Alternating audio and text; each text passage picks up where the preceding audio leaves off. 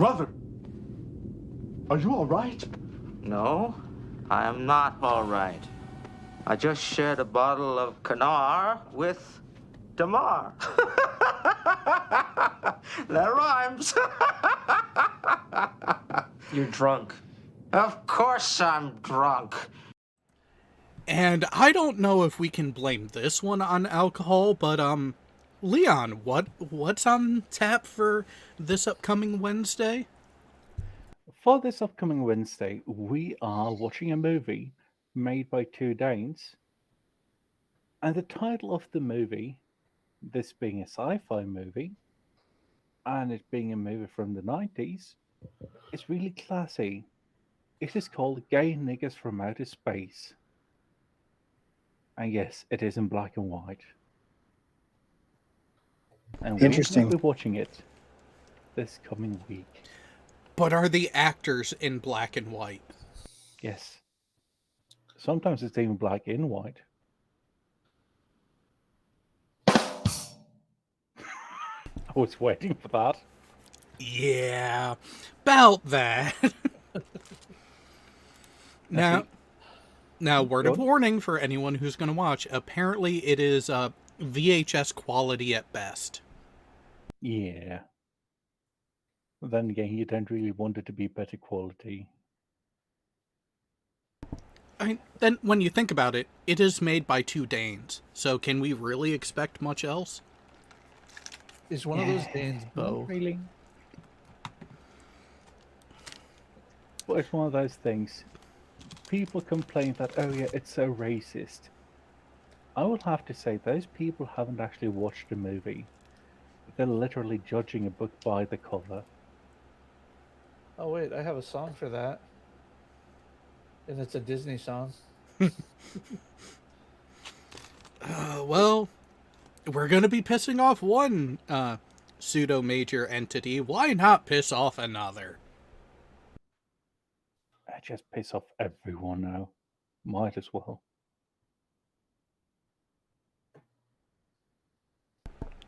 You know, you say that, but that kind of has been my attitude increasingly lately because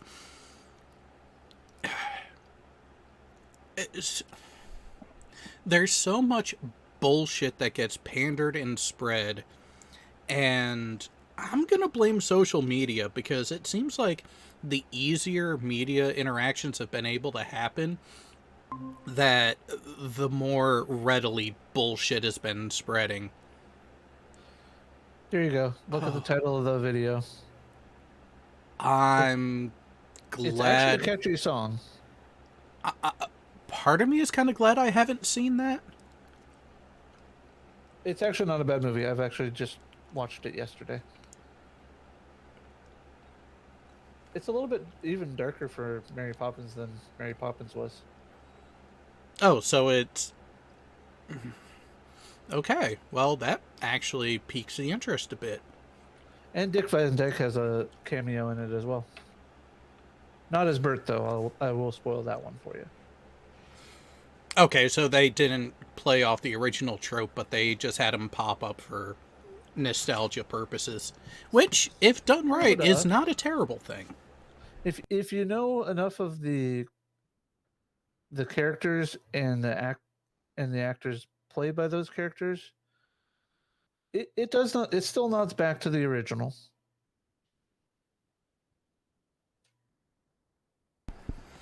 As long as it's not trying to hang the original from a noose and then beat it like a piñata, okay. Yeah, you would have only had that if you had the chimney sweeps do Step in Time again. Or if Kurtzman was in charge of it. Well, if Kurtzman was in charge of it, they would have rewritten it, and it would have been a male nanny in the future set like 4,269 or something like that. No. It would have been an androgynous symbiotic android with a software issue. He already did that in Bicentennial Man. Although I don't think he has an actual credit to that, but I don't recall that being someone androgynous. I was making a joke. No, you don't joke about the Bicentennial Man. It is a Never good watched movie. it, so It's got pretty much fuck all to do with the book except for some concepts, but The basic premise, that's it. yeah, pretty name much. only. It's a good movie in its own right, but it's got as much to do with the book as iRobot has got to do with the omnibus that is iRobot, which Now, is not a lot. I would say that one was closer because they at least got some of the tenets of the framework right as well, with the whole 3 laws thing. But they don't understand the laws. I never said that they understood it, but at least they had it there, so it is a half step closer to the book.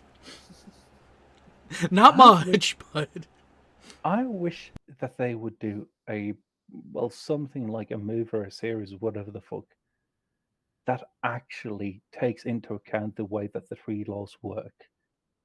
And, like they tried to bring up in the iRobot movie, the zeroth law.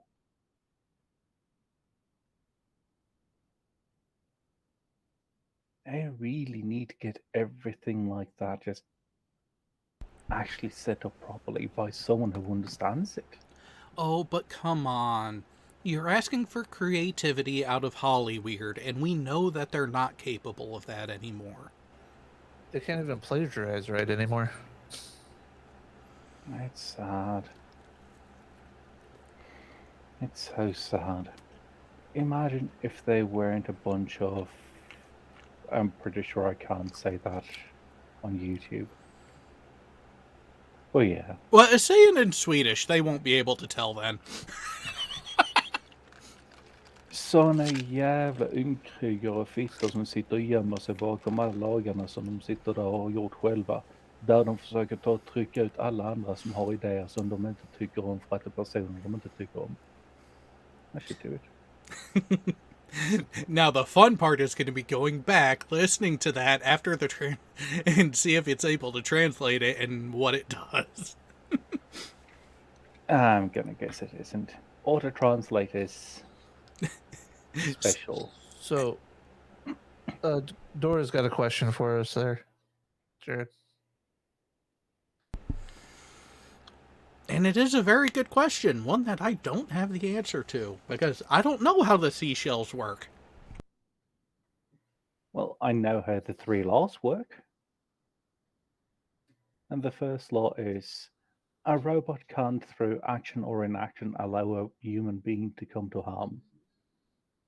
A second one, a robot can't allow... What is it? A robot must allow or must follow the directions of a human being unless they break Rule 1. And the third one being that a human must, or a robot must preserve itself unless that breaks law 2 or 1 or 2. At least Asimov had the sense to put it in a logic tree format. Do this. Well, then do this unless it violates this. Okay, do 3 unless it violates 1 or 2. Or both. Yeah, and then you have the 0th law that says it has to do the same thing as law 1 towards humanity. It can't harm humanity or through inaction let humanity come to harm.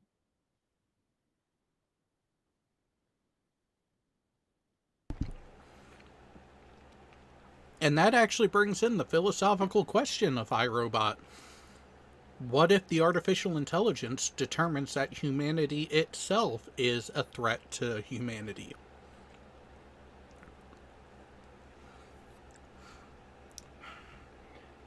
It can't really, because in that case it shuts down.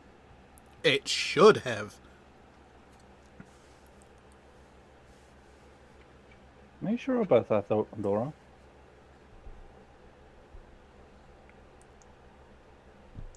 To Google we go. A robot may not injure a human being or, through inaction, allow a human being to come to harm. A robot must obey the orders given it by a human being except where such orders would conflict with the first law. A robot must protect its own existence as long as such protection does not conflict with the first or second laws.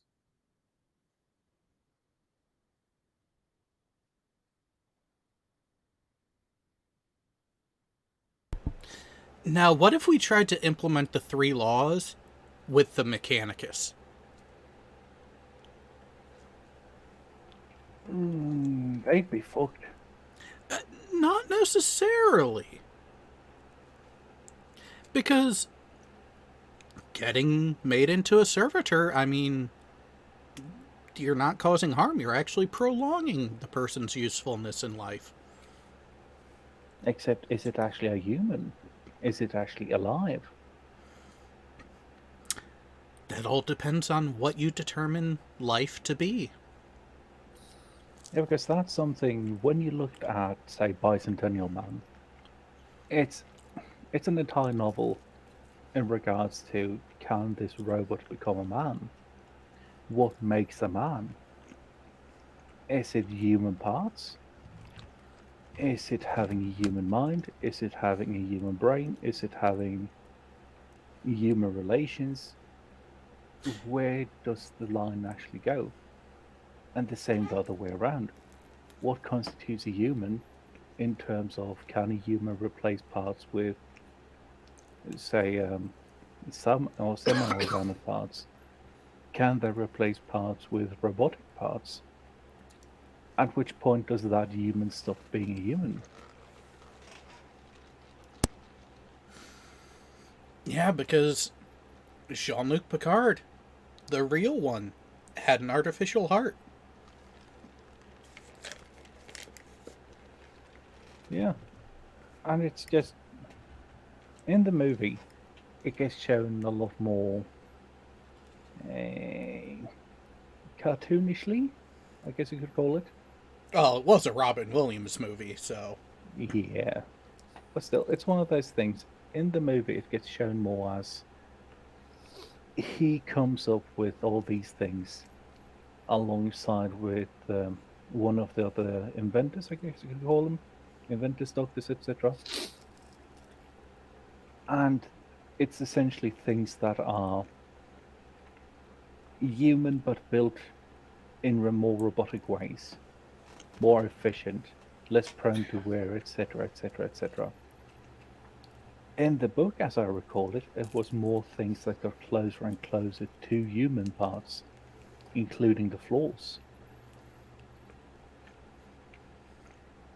And yeah, that's completely accurate there, Dora. You can't tell a robot to do something that would harm the robot. Because if you can't do that, all of a sudden it's something where I can tell a robot, destroy yourself. Because I know that the robot will become a security risk. If I can't tell the robot to destroy itself, it will come to harm to other people. Or will come or bring harm to other people. And also, if it's something where a robot okay, say I'm drowning, now I'm telling a robot, do not save me. That's something that the first law completely overrides everything I'm trying to tell it. That's actually one of the things they got right in iRobot. The robot that saves Will Smith Instead of the girl.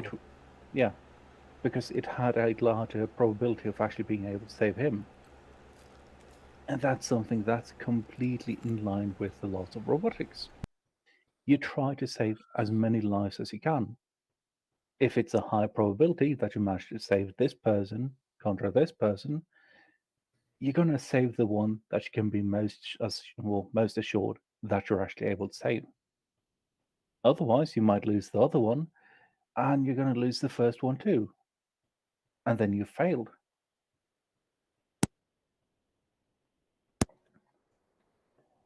It's a really, I guess you could say, complex, but still really logical conclusion of where do you do the most good.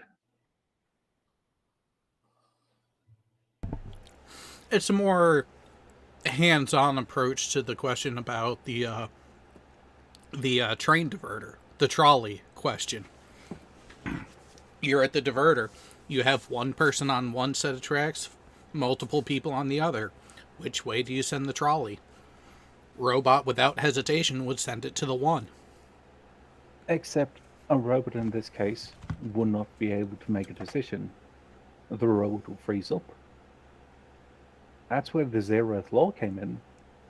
A robot that actually has the zeroth law would divert the trolley to the one person unless that one person was completely and utterly vital to humanity.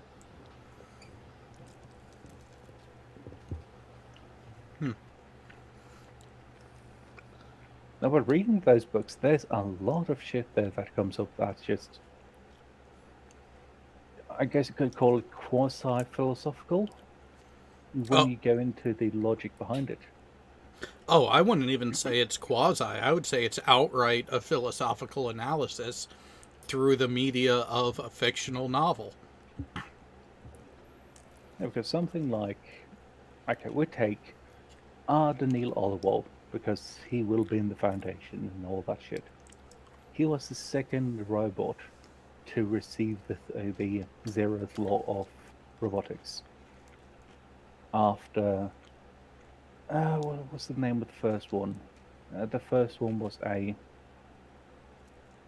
slightly less advanced model of robot, and he essentially died or froze up formulating the zeroth law of robotics. Well, we take Arden Lolowol. He would, if he was shown this example with the 2 train tracks, if one of the people there was, say, Elijah Bailey, and the other people were just random bums, he would let them get run over, because Elijah Bailey has a larger effect, a larger impact on humanity and the way that humanity actually grows forward than those random bums have. Which means that it would cause a greater harm to humanity to let Elijah Bailey get run over. Yeah, especially in the framework of everything there. And that raises another philosophical question. How do you quantify the differing potential impact of a person in compared to another? Because you have instances of someone of great achievement, they go through a traumatic experience, and then they're essentially catatonic following, because they break down. They have an issue from dealing with the stress of that situation. You can't really predict how that's going to happen or play out, and by that reasoning, you can't really work it into the 3 law scenario either. So it's like, you can see where, yes, this person has done this good, and the robots may even have the knowledge of what is potentially in work as well, and take that into account. And yeah, this person is worth more than these people that I have no data on. But then there's that whole pesky thing of human tenacity and unpredictability that can play in. And that's also being a supreme optimist about humanity and actually wanting to give everyone the opportunity to actually be their best them, and not everyone does that. And that's why a lot of people get pissed off at the pragmatic approach, because that keeping that sense of actual how do things normally play out, what is the statistical probability of things playing out in the beneficial way or not. Someone who has a history of poor behavior, failing to meet expectations or goals, or not having many achievements at all tend to continue down that sort of path. So yeah, it might come off as a supremely cold, callous, and dick move to side with the one person over the 4 or 5, but I can see the logic behind it. Yeah, that's something too where you do actually have to remember not all human lives are equal when it comes down to what are they doing, what are they contributing, what is it that they are able to do. If you take something like, say, Jeff Bezos and a bum, I do mean a bum by choice in the sense of never actually taking shit seriously, getting more and more into drugs because it's so funny. So And Kyle, they're not yeah, pretty much. So, if we take Kyle and Jeff Bezos, I would say all in all, the two of them are quite equal with what they are actually contributing. Jeff Bezos, despite being the CEO, isn't really the lead when it comes to actually doing all the shit. He isn't there sitting in the company and actually, putting all the shit together. That's another team of people doing that. If you take something like Kyle or Stephen Hawking 10 years ago, though, yeah, Stephen Hawking is worth, or yeah, he's worth way fucking more. Someone like that is able to actually contribute a shitload to everything when it comes to science, etc., etc. And then you have shit like you do have actual entrepreneurs who are able to build up companies, who know how companies work, who know how people work in order to actually get people employed and all that kind of stuff. Versus the kind of entrepreneurs or the kind of people who essentially just ride the system. They don't care about the people. They want a quick cash cow where they can just milk it of money right now using the current rule set. the quick jumps. Yeah. And that's something where you do have those different things to actually look at. And it might sound callous, but that is the reality of the matter. You can't save everyone if you have a limited number of spaces to save people. What people do you really want to save in that case? Do you want to save the people who are either productive, as in they're able to organize people to produce more, the people are able to actually contribute something when it comes to a scientific matter, or do you want people who are, well, willfully useless, so to speak, on the whole? Yeah, the willfully useless are the ones that they can have all the potential in the world, but if they've shown no drive or competency to actually capitalize on that potential, losing them is, from a purely analytical standpoint, could actually be a net benefit, because then you're not going to have a potential drain on the overall system and resources that are being used. But you do need a funneled,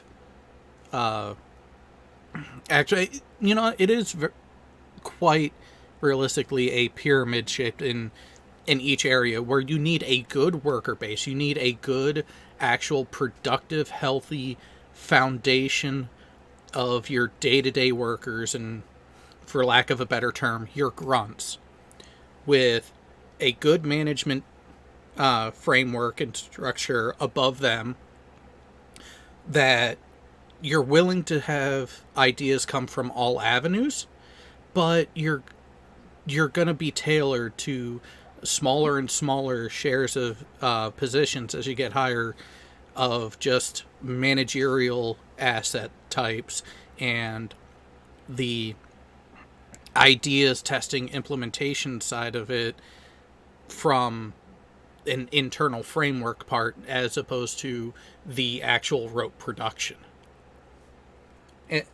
but you also have to keep that sense of reality between them as well, to where that upper echelon recognizes the actual value and worth of that framework, of that base.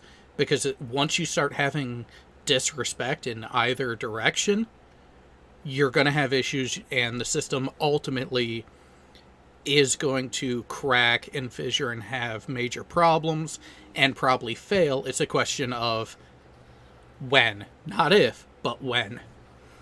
Oh, God. Well,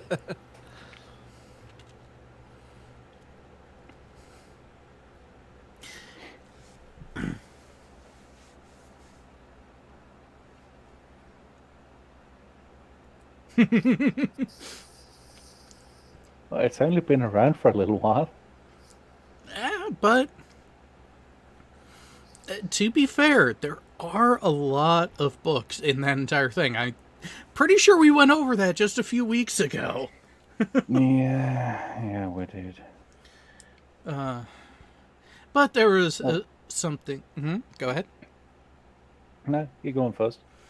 No, I was just going to pivot it to the actual title of the episode, since we're about a half hour in now, and we've talked about everything except what was mentioned in the title. Because in that case, we actually did have the same goal with the, segue afterwards.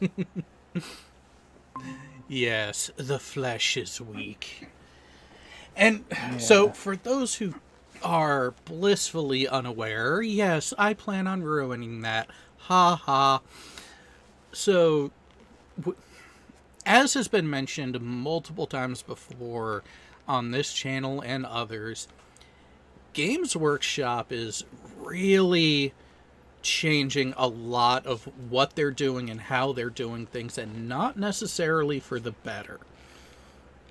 Within the past week, we have this wonderful release of a document here, which is the general template confidentiality non-disclosure agreement from Games Workshop to content creators and artists that they are approving of.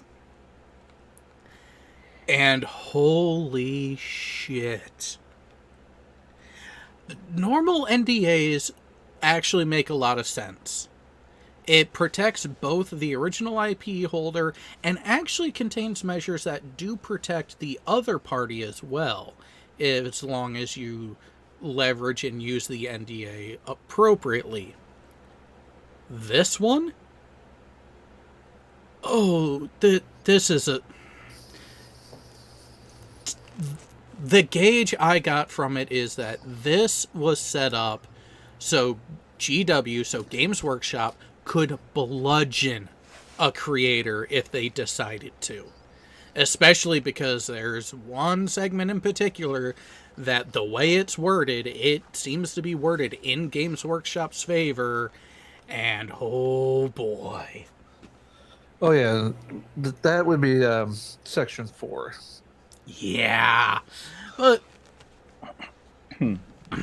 before we get into that bit, we can actually just go ahead and go over the initial bits. So, with Games Workshop bringing on more of your smaller independent artists and other creators into the fold to essentially have corporate blessing to continue talking and working on things directly related to specifically the Warhammer universe. If you do that, you get this wonderful NDA, which starts out actually very Normal. basic, reasonable, Innocuous? almost a little too benign. But then again, that is a bit of hindsight looking back on it.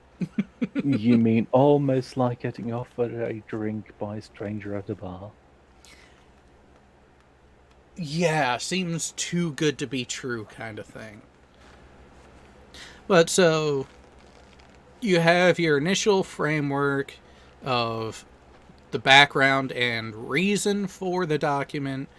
GW wishes to disclose to the recipient and wishes to ensure that the recipient maintains the confidentiality of the confidential information as defined below. In consideration of the benefits to the parties of disclosing and receiving the confidential information, the parties have agreed to comply with the following terms in connection with the use and disclosure of the confidential information.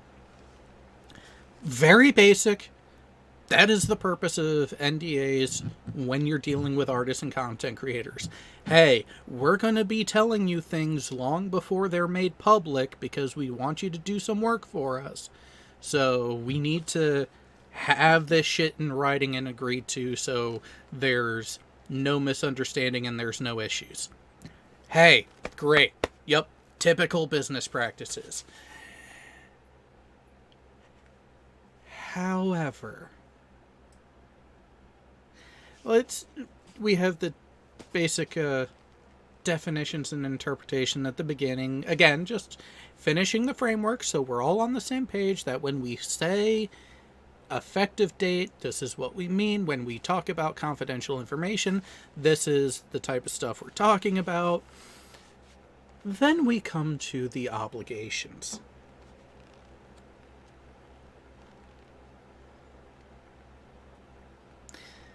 The recipient shall keep the confidential information confidential and, except with and to the extent of any prior written consent of Games Workshop, shall procure that its employees, if any, shall apply with the same security measures and degree of care to the confidential information as the recipient applies to its own confidential information, which the recipient warrants as providing adequate protection from unauthorized disclosure, interception, copying, exploitation, or use. Okay. And segment 2 is actually more of the same. It's twisting and rephrasing essentially the same thing. We're going to be telling you shit. Keep that shit secret until we give you the go-ahead that it can be released.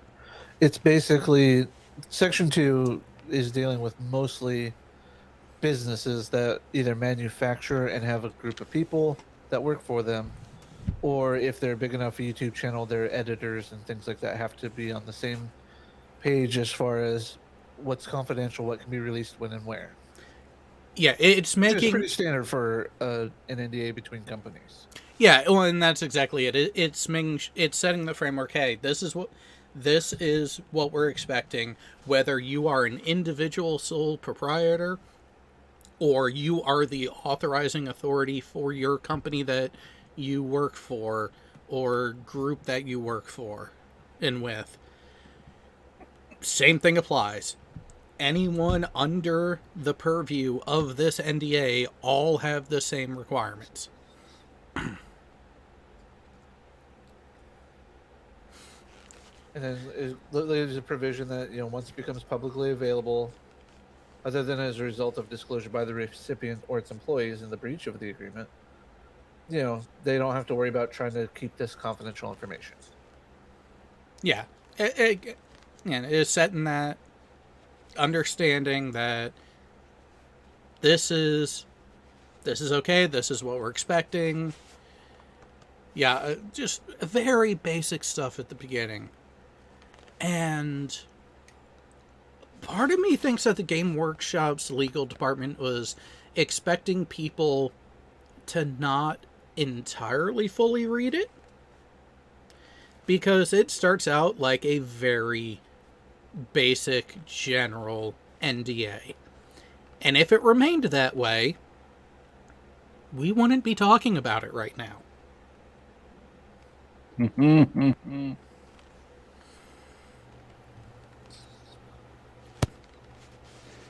then Section 3 starts out as a little bit more of It initially starts as more of the same. However, at the request of Games Workshop and in any event on completion of the purpose, which is the project that you're working on for that required the NDA, the recipient shall promptly destroy or return to Games Workshop all documents and materials and any copies containing, reflecting, incorporating, or based on... Oh, God's auditor. Sorry about that. Forgot I had it in the same window. Wait a minute. Or based on the confidential information. Again, starts out basic that, hey, if we give you pre-production stuff to kind of get the ball rolling on certain things, we're going to want it back. Yeah. Okay. Makes sense. And then, no party shall make or permit any person to make any public announcement concerning this agreement or the purpose without prior written consent of the other party, except as required by law or any governmental or regulatory authority. So, yeah, you sign the NDA, just simply reading it, if it is offered to you, Games Workshop does not want you talking about it. This is where it starts to raise the eyebrows. Like, I can understand not talking about the purpose,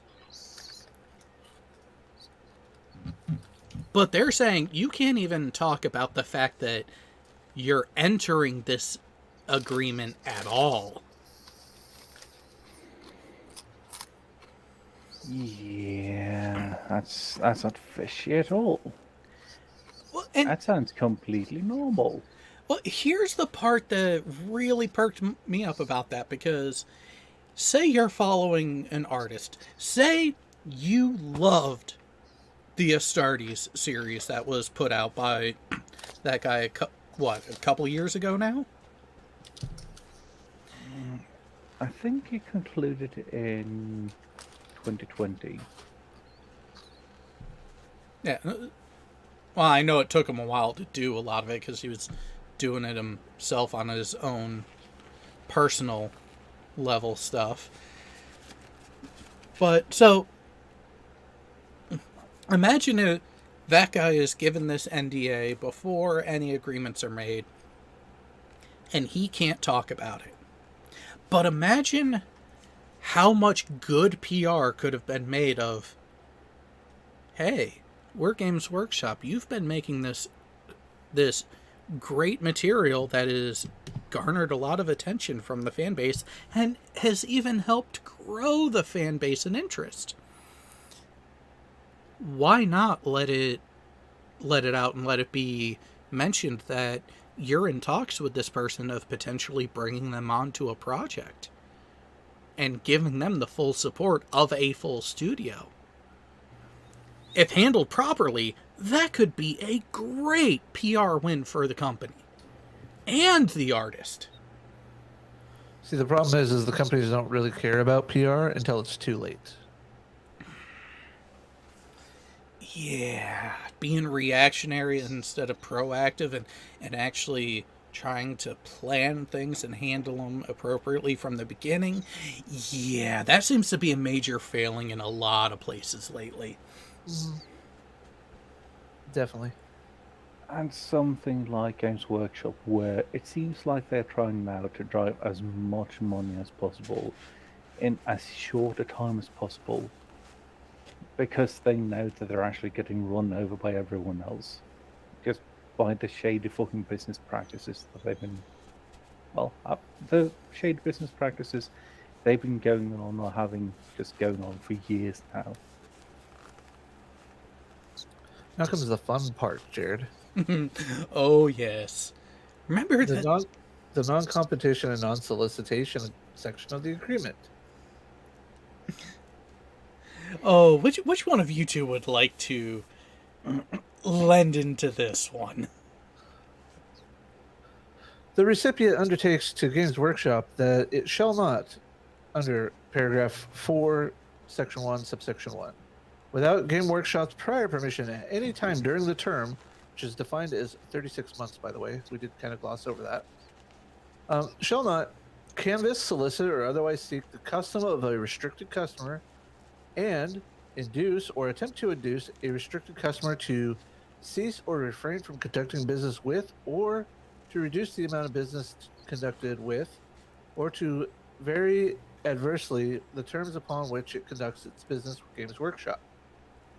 I.e., you can't, as an artist, go and work with another studio that, even if it is working with Games Workshop, to get product from that studio diverted to you to help with your project for Games Workshop, because it might affect Games Workshop's business.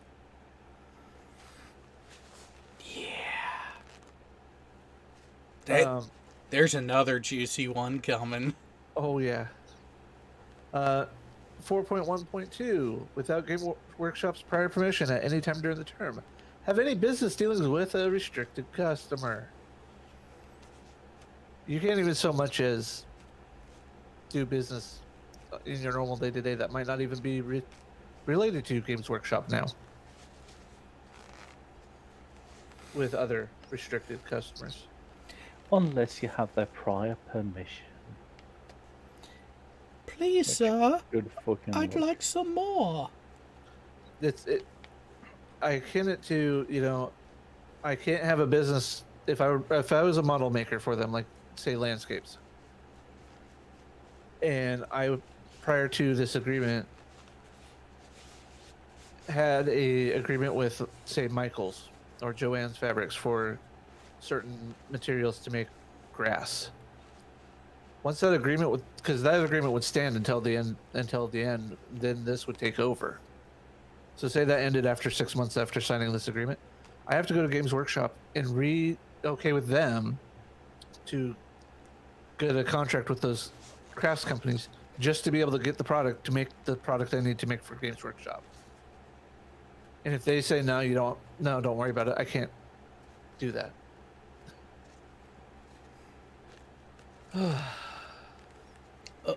Oh, Mark, I don't think you'll like the direction that Games Workshop is going.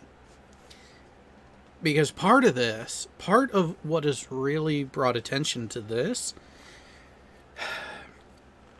Games Workshop is trying to go away from the miniatures. They don't care about the quality of the product on the miniature side. Where they're trying to push things is to their subscription service, where you get essentially maybe a YouTube video a week, maybe twice a month. Yeah, they're pushing towards the media aspect of things, not the actual core that started it all of the tabletop gameplay. Terry, just wait. We got more. Hold that thought, Thierry. We're almost there.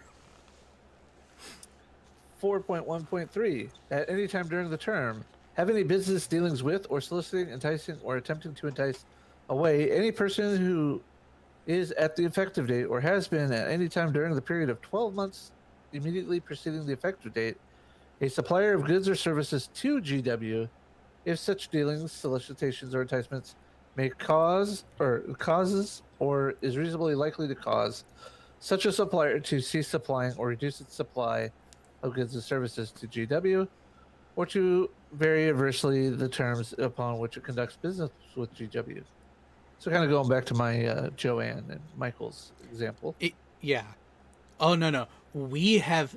Games Workshop is saying, no. We're number one. We might give you some scraps. We might let you have some leftovers, but we're fed first. And fed most. 4.1.2, 4.1.4. At any time during the term, offer employment to or enter into a contract of the service for the services of or otherwise entice or attempt to entice away from GW any restricted person or procure or facilitate the making of such an offer or attempt by another person. So anyone already on their payroll?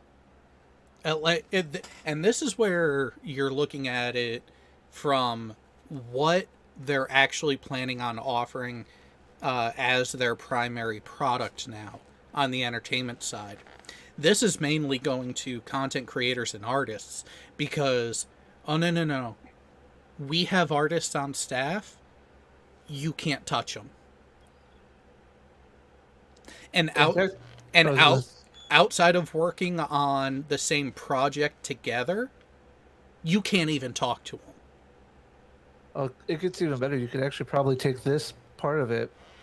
Let's say you and I had our own channels, and we both signed this agreement. We can't work together on a collaboration video about a product without their permission. Mm-hmm. We can't even discuss the idea of having it without their permission. That's how sad and pathetic this is. And we'll soon get to why you can't do it either, and the repercussions for doing so. 4.1.5. At any time during the term, use in the course of business any trade or service mark, business or domain name, design or logo which, at the effective date, is being or has been used by GW. Okay, that one's actually kind of standard. Yeah, for that one. That one, yeah, I can't blame them because there was a reason why I did not put their logo in the thumbnail this week. And it's because of that there. Just to show that, yeah, you cannot use what they have trademarked at all. They put it on after. They do that. They have to approve it and then put it on. And actually, they started that long before these NDAs started becoming more of a thing and got the attention that it has now.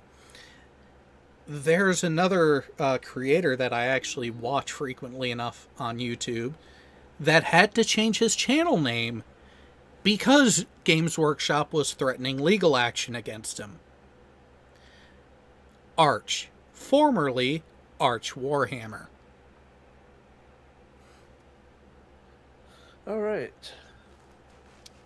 4.1.6. Do anything which, in the reasonable opinion of GW, is capable of confusion with any of the words, marks, names, designs, or logos referred to in clause 4.1.5.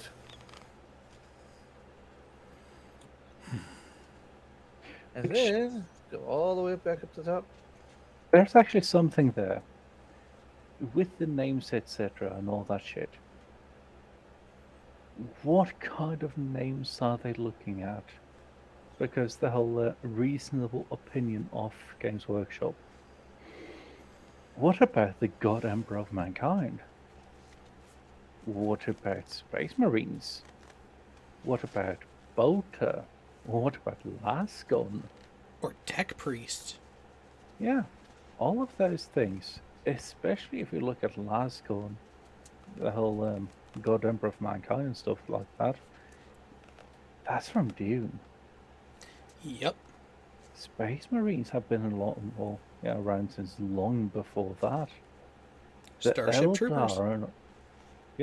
And the Eldar and all of that.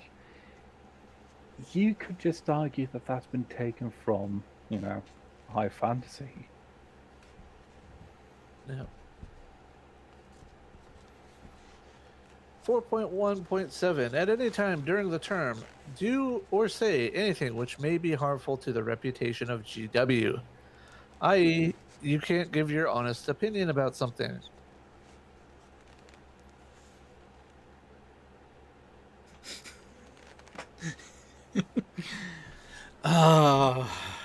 That's what. He's got it right. Yeah, that's what was making me laugh. Tiri Rana saying, "Hi, I'm Schola Gladiatoria, and this is my 14th century Warhammer. Shit, copyright strike. Yeah. I wouldn't surprise me today. Especially because that one line, at any time during the term, do or say anything which may be harmful to the reputation of Games Workshop. According to whom? Better this. It's better just as you read along the rest of paragraph 4 here. Well, according to whom? Wait, 4.2. The undertakings in this clause are intended for the benefit of and shall be enforceable by Games Workshop. Oh, keep going. Each of the undertakings in this clause 4 is a separate undertaking by the recipient and shall be enforceable by Games Workshop separately and independently. The consideration for this clause 4 is included in the purpose. So bend over and take it. Yeah, you literally, as the recipient, have little to no grounds to defend anything that you've said or done. Even if it is, I don't like this color of blue, I would have used a darker shade. Oh, that's damaging and harmful to us. Their violation of this, we're going to sue them. I don't think they'd actually do that, but that is what is said there. Unless there's a history, like if you are butting heads with them and disagreeing on things like that, and then it gets to a point where that's the straw that broke the camel back, I could see them being that petty. Oh yeah. Every business could be that petty on something like that. I mean, don't get me wrong. I think about it this way: Arch, for as much of an asshole as he can come off to be, he was bringing people to the franchise. He was bringing people into enjoying the lore and everything that has been built up around Warhammer 40k and 30k. And Games Workshop wants nothing to do with him because he looks at things objectively and speaks his mind regardless of who it's about.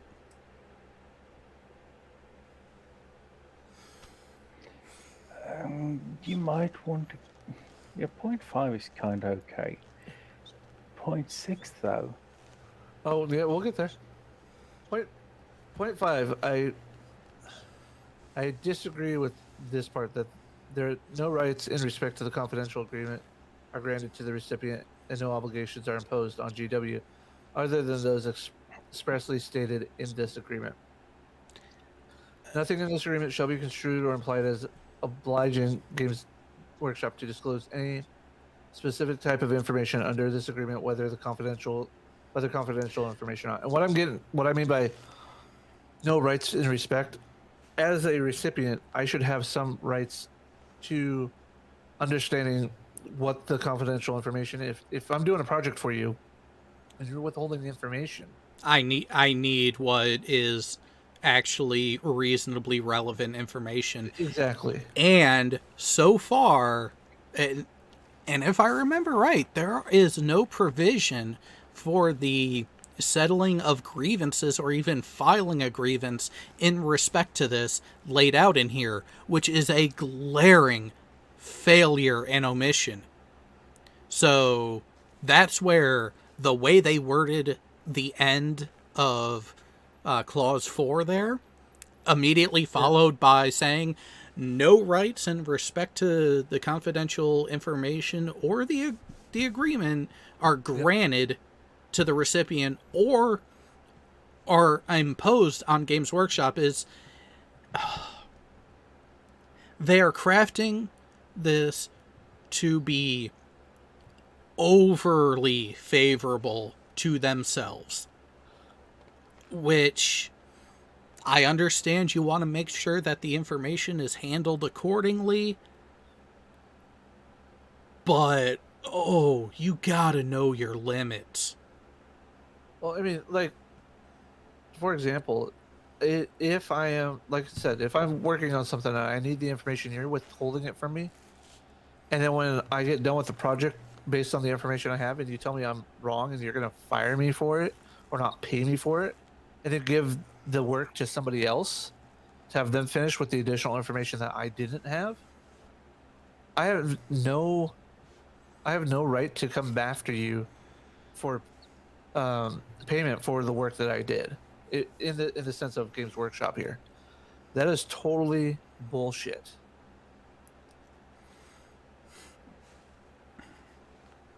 Part of me would really like to know who is actually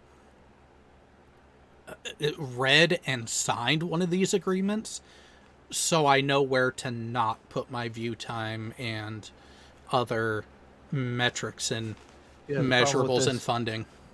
the problem with this is that they can't tell you they signed. Well, that was said earlier. That's where it's like, oh god, who said it before? All right, but again, the rest of 5 is actually pretty standard, and I'm not too worried about it. Well, no, Snake said it. Snake Plissken said it in chat. Sort of like the first rule of Fight Club is you don't talk about Fight Club. Pretty much. See, yeah, Terry, that's right. This is why Games Workshop does not want people to talk about it, because internally they gotta know they're on thin ice with a lot of the fan base and a lot of the people that they're trying to continue to get funding from. Like Mark here had no idea what Games Workshop was actually planning and what their long-term strategy is shifting to. And hey, Mark, are you happy? Are you pleased with the decision that Games Workshop is making of doing a pivot away from the miniatures and towards media offerings such as comics, web series, video series, and maybe TV and movies?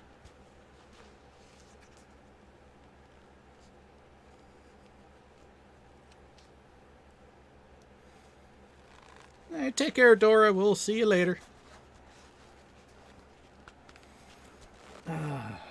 Because looking at this and then going into point 6.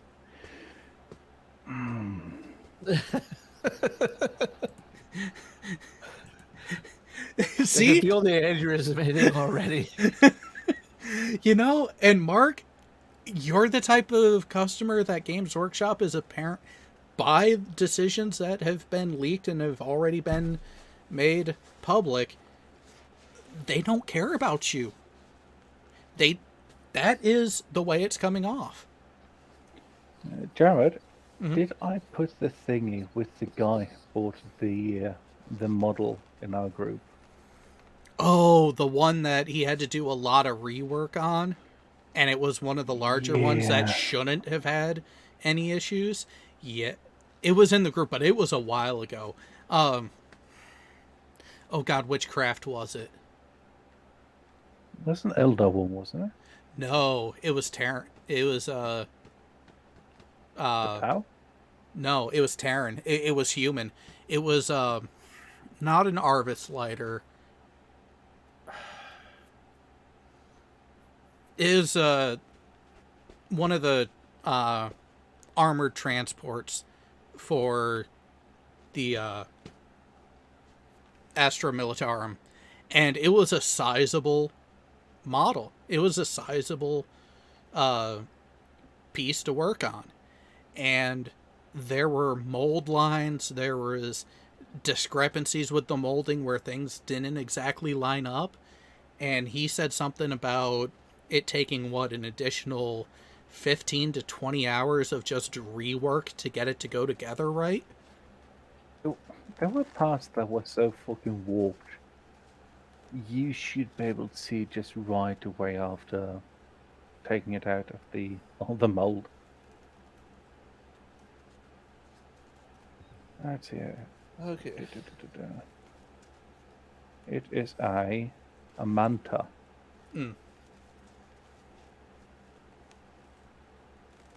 Actually, let me just... I'm gonna post it here because that's... That's some bullshit. And if you look at that link there, you're going to be able to see some of the comments too, where people have been apologetic about it. But first and foremost, indemnity. Because The recipient shall indemnify and keep fully indemnified Games Workshop at all times against all liabilities, cost, including legal costs, on an indemnity basis, expenses, damages, and losses, including any direct, indirect, or consequential losses, loss of profit, loss of reputation, and all interest, penalties, and other costs and expenses suffered or incurred by GW arising from or in connection with 1. Any breach, negligent performance, or non-performance of this agreement by the recipient. 2. The actions or omissions of any employee of the recipient, if any. 3. Any breach of the warranties contained in Clause 2. And 4. The enforcement of this agreement. The indemnity in this clause shall apply whether or not the recipient has been negligent or at fault. which essentially means they can fuck you over. You say anything about them, they'll sue you. And not only will they sue you, they'll sue you using your own money to sue you. Yep. Yeah. You know what this whole reminds me of, and it's not so much another company treating their creators this way. It's the way they're treating their customers, and the way this other company is treating their customers. How many of you are aware of Disney coming up with the Lightning Lane system and the Genie Plus service? Wait, they're taking the Fast Pass to another level? Oh no, they're basically taking what was called the Max Pass system in Disneyland and changing it to service all of the parks. This is actually something that they've also been working on in Disneyland Paris, apparently. Oh, but it gets better. Here, I'll just drag the window over here. I was going to say, that actually seems like a good idea on the face of it. All right, so here's what it is. The old Fast Pass system is you bought a ticket, you have access to the Fast Pass system, whether it was a paper pass system like they had in Disneyland, or the digital through the My Disney Experience app on your phone or tablet, whatever you took to the park with you that day. Mm-hmm. You could book in advance. I think it was up to 90 days in advance of your trip. Or no, it was up to 6 months. You could plan your Fast Passes. 90 days in advance, you could book your dining reservations. Well, because of COVID and stuff, they shut down the Fast Pass system. Even once they opened back up because they were limited availability or limited capacity. So really they didn't need them. They didn't need them.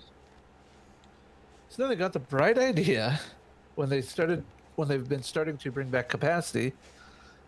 Let's make people pay for them. Okay, so you have here the Disney Genie Plus service available for purchase for the price of $15 per ticket per day at Walt Disney World, and $20 per day at Disneyland Resort. Okay. Now this is for up to possibly a little bit more than 40 rides in Disney World, and up to 15 or a little bit more in Disneyland and California Adventure. Those prices. Now, if you book those in advance with your ticket, with your package, so like Jared, say you want to take the family to Disney World in January next year, mm-hmm. and you decide, I want to buy the ability to use these passes, you have to book it for the entire package for everybody at $15 per ticket per day. So if you're taking a family of 4 at 8 days at an 8-day trip, it's all or nothing. Yeah. Now, if you don't buy them in advance, but you do want to use it while you're in the park, you pay for it the day of your park visit. You only have to pay it for one person that wants to use it. So, like, for example, when my wife and I go in December, if she wants to spend a day at Disney Springs shopping and I want to go spend a day at a different park, I can go get this lightning lane pass basically, and only have to pay $15 instead of having to pay $240 in advance. You know. Wow. Now it gets even better when you have like the bigger rides, like Seven Dwarfs Mine Train and Radiator Springs Racers. You have to individually pay for those, and it's based upon the population or the amount of people in the park, how popular the ride is at that time, and it's not a set amount. It could literally be like peak season, summertime, $90 to $100 for the lightning lane for those types of rides, to probably as low as like 30 or 40, maybe even 15. It just depends on how the lightning lane system is being worked at the time. But yeah, imagine that. Disney being greedy again all of a sudden. It's ever since the what's his name, Iger left and Chapek took over that has been doing this. So yeah. Can't say I'm surprised. Oh, I'm not surprised either, but I probably won't ever use those services. Now they have a free version of the Disney Genie app, which is just basically telling you, hey, you're in line at Big Thunder Mountain, and it's a 2-hour wait, but it's a small world. It's 30 minutes. Do you want to go ride through that? Okay, but getting back to this Game Workshop thing. Holy shit, Clause 7. Regardless of any termination of this agreement, the obligations of each party under this agreement shall continue in full force and effect for the term. Yep. So if I decide after 6 months of this I don't like it and I quit their project or whatever, I can't discuss the project. Now that kind of makes some sense, but if the project is released ahead of my termination of my term, You still can't talk about it. I still can't talk about it. I can't even talk about it negatively if I didn't like it.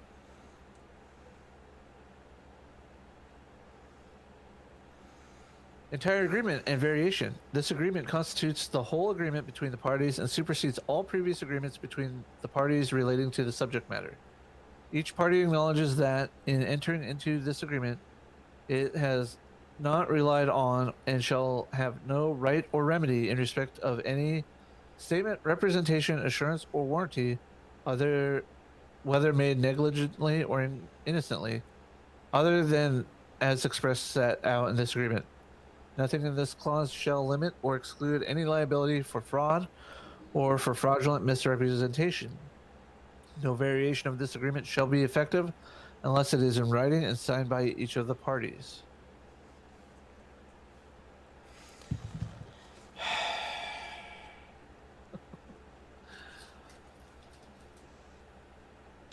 And I thought only Reds liked bending people over without any sort of protection or lubrication. But this is something that it made me think of another thing right away.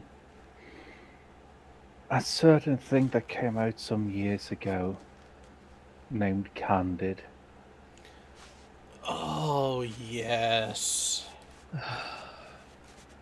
You mean something to do with this? Yes. Yes, very much that. And for anyone who hasn't seen it, I recommend looking up the Candid Saga by Harmful Opinions. It is really worth looking through, and it's something that you will see a lot of parallels going on with other shit today. Sadly. Dare I say, it was the test run. Yeah, pretty much.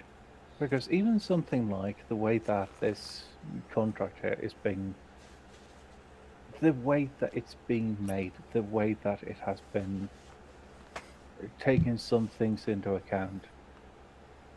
Yeah, you can see it. You can even look back at Candid, where they had a 2-year NDA clause or 2-year NDA fucking waiver,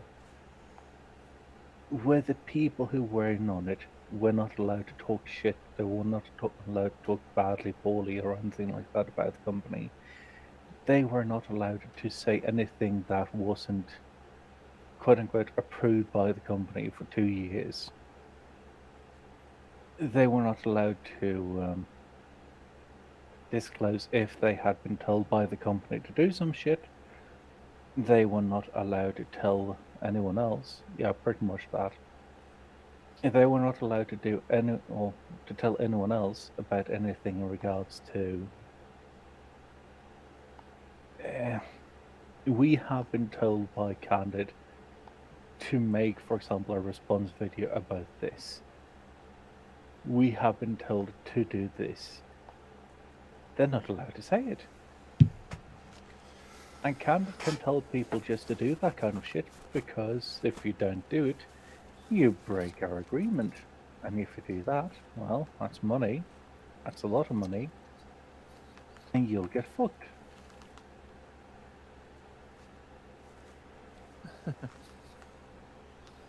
Oh, Now, with that being said, you had some people who did not want to be in on it.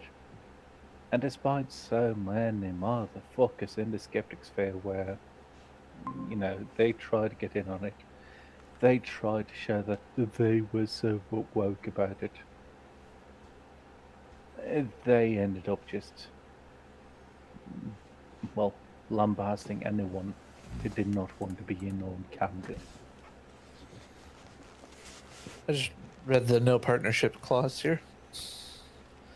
Nothing in this agreement is intended to or shall be deemed to establish any partnership or joint venture between any of the parties, constitute any party the agent of another party, nor authorize any party to make or enter into any commitments for or on behalf of the other party. Yeah, because according to this, the only person who can actually approve or take part in any partnerships is Games Workshop. Yes, but you know what's even funnier though? Games Workshop can't force you to participate in a project, even if you're part of this NDA. This is the one ray of shining light that's in there for the creators. However, if you do, partner up with something else, they can say that it's something that reflects negatively upon Games Workshop, and then they'll fucking sue you. Oh yeah, no. But at the same time, you can literally sign this NDA and just every time they come to you for a project, tell them no, and there's nothing they can do about it. Oh. Yeah. Governing law and jurisdiction. Yeah. This agreement and any dispute or claim arising out of or in connection with it or its subject matter or formation, including non-contractual disputes or claims, shall be governed by and construed in accordance with the law of England. Well, I know who to hire for my attorney because he can at least do the job semi-decently. No, it makes a lot more sense on why they were actually able to get away with being as punitive in Clause 4 as they were. Yep. That Clause 4 would not hold up here in the U.S., I do not think. Oh, no. No, not at all. Because we have, as creators, we have rights to defend ourselves against malicious things like this. Well, not just that. The legal framework in the U.S. is the presumption of innocence. You have to prove guilt. In England, it's the other way around. It's the presumption of guilt. You have to prove innocence.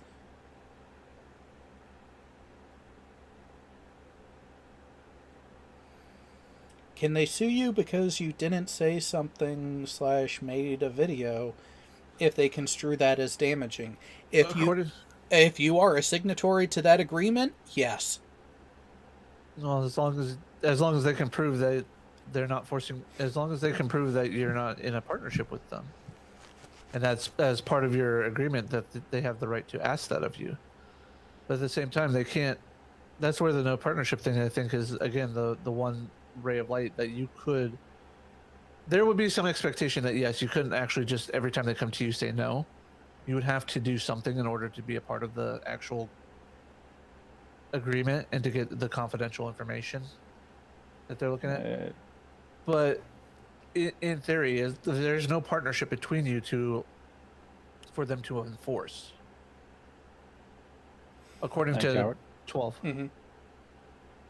Jared? Yep. The thing there with, well, innocent until proven guilty, England has it too. Criminally, not business agreements or other claims like that. Case in point, look at Johnny Depp going after the Sun. They said he was the abuser. They said he was the one that committed the acts of abuse, which he then sued for libel and or slander and lost.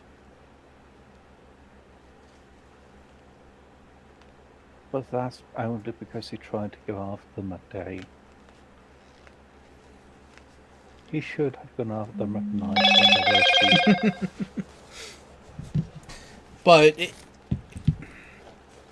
there is the preponderance of evidence side of it. It's just where it initially starts out. It's not really that, though. It's more a case of British courts, especially when it comes to shit like the Sun and cases where you have a man being beaten by a woman, are cooked to hell.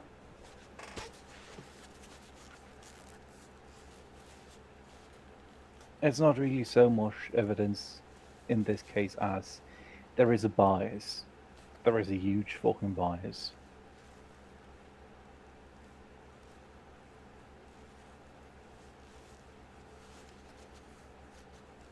Yeah. Speaking of bias, you could actually use the non sequitur showcase as an example. Kyle, up until the point that he started forging evidence, has been given by the court the benefit of the doubt that he is innocent until proven guilty. Even though the preponderance of the evidence up to that point has shown that Steve is correct in making his claim.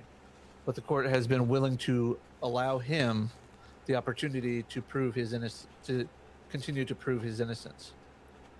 Once he fucked that up by forging documents, then that charity's gone. And the continuance and repeated no-shows. Yep. And the struggle, snuggle under drugs and stuff like that. And the even more struggling but no snuggling in the pool. Well, that doesn't look good from him from a character standpoint, but will actually have limited to no impact on the non-sex show side of it. But yeah, having that video evidence against him in that case, he better plea bargain, because that's going to be his best option. Right now, his best option is going to end up like Hitler and Little Nicky there. Bend over and take it? Yeah, that's the best he can hope for. Especially since the motherfuckers are on bail, and if he doesn't show up, I'm sorry to say he's going to have an interesting time. Is work trying to call you in? No, actually, that...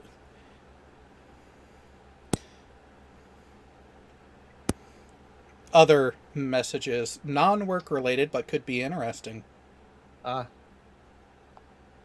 it have to do with Mark's comment about his army? No. We might have. Are they Delton, Mark? That's what I need to know. Are they Deltons? That's probably one of my favorite lines in Enterprise when Travis is talking to Trip about the Deltons, and Trip's like, "Is it true? Do they really?" He's like, "Yep, quite the handful. 1, 2, and 3." But well,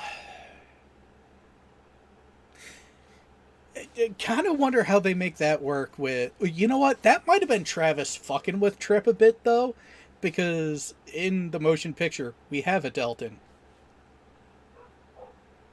Yes, but all her clothes are made to appear uniboob, so I mean it is quite possible that all supports are equal. Yeah, I'll go with it there. Oh my!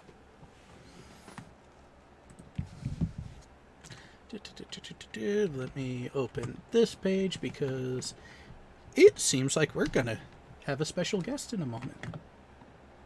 Oh, nice. Is it someone that's the antonym of blue? No. Is it someone that's down the of Doomed? Yes. Ah, that should be fun. Because he actually had a tweet earlier which fits oddly enough with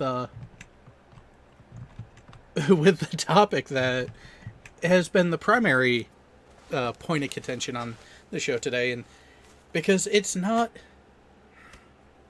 this whole thing of maltreatment of intellectual properties and handling of franchises and everything isn't just limited to the game sphere. It isn't just limited to content creators and things of this nature. Wait a minute. What has he been? I'm reading the chat again.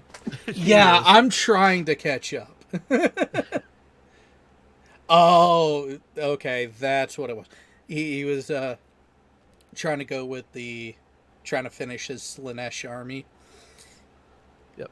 Are there enough boobs in the entirety of reality to do that, though?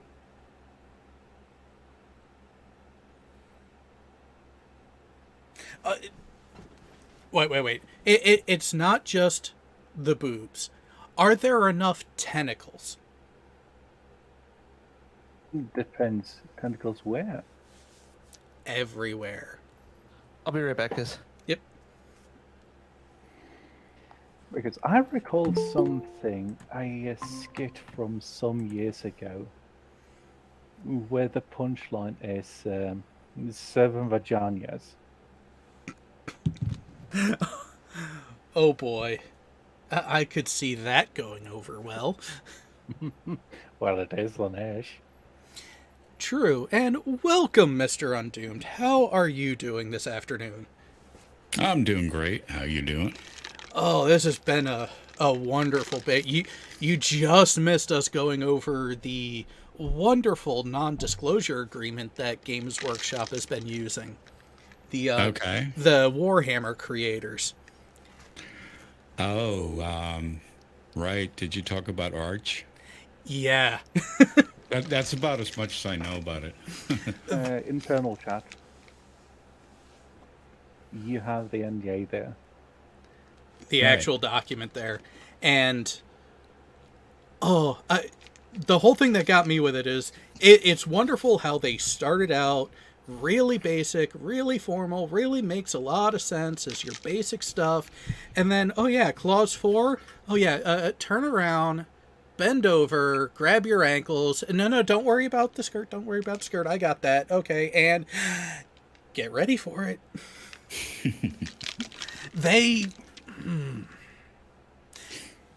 That added in with the whole, oh no, you can't talk about the agreement at all. You can't even talk about the fact that you have the agreement with us.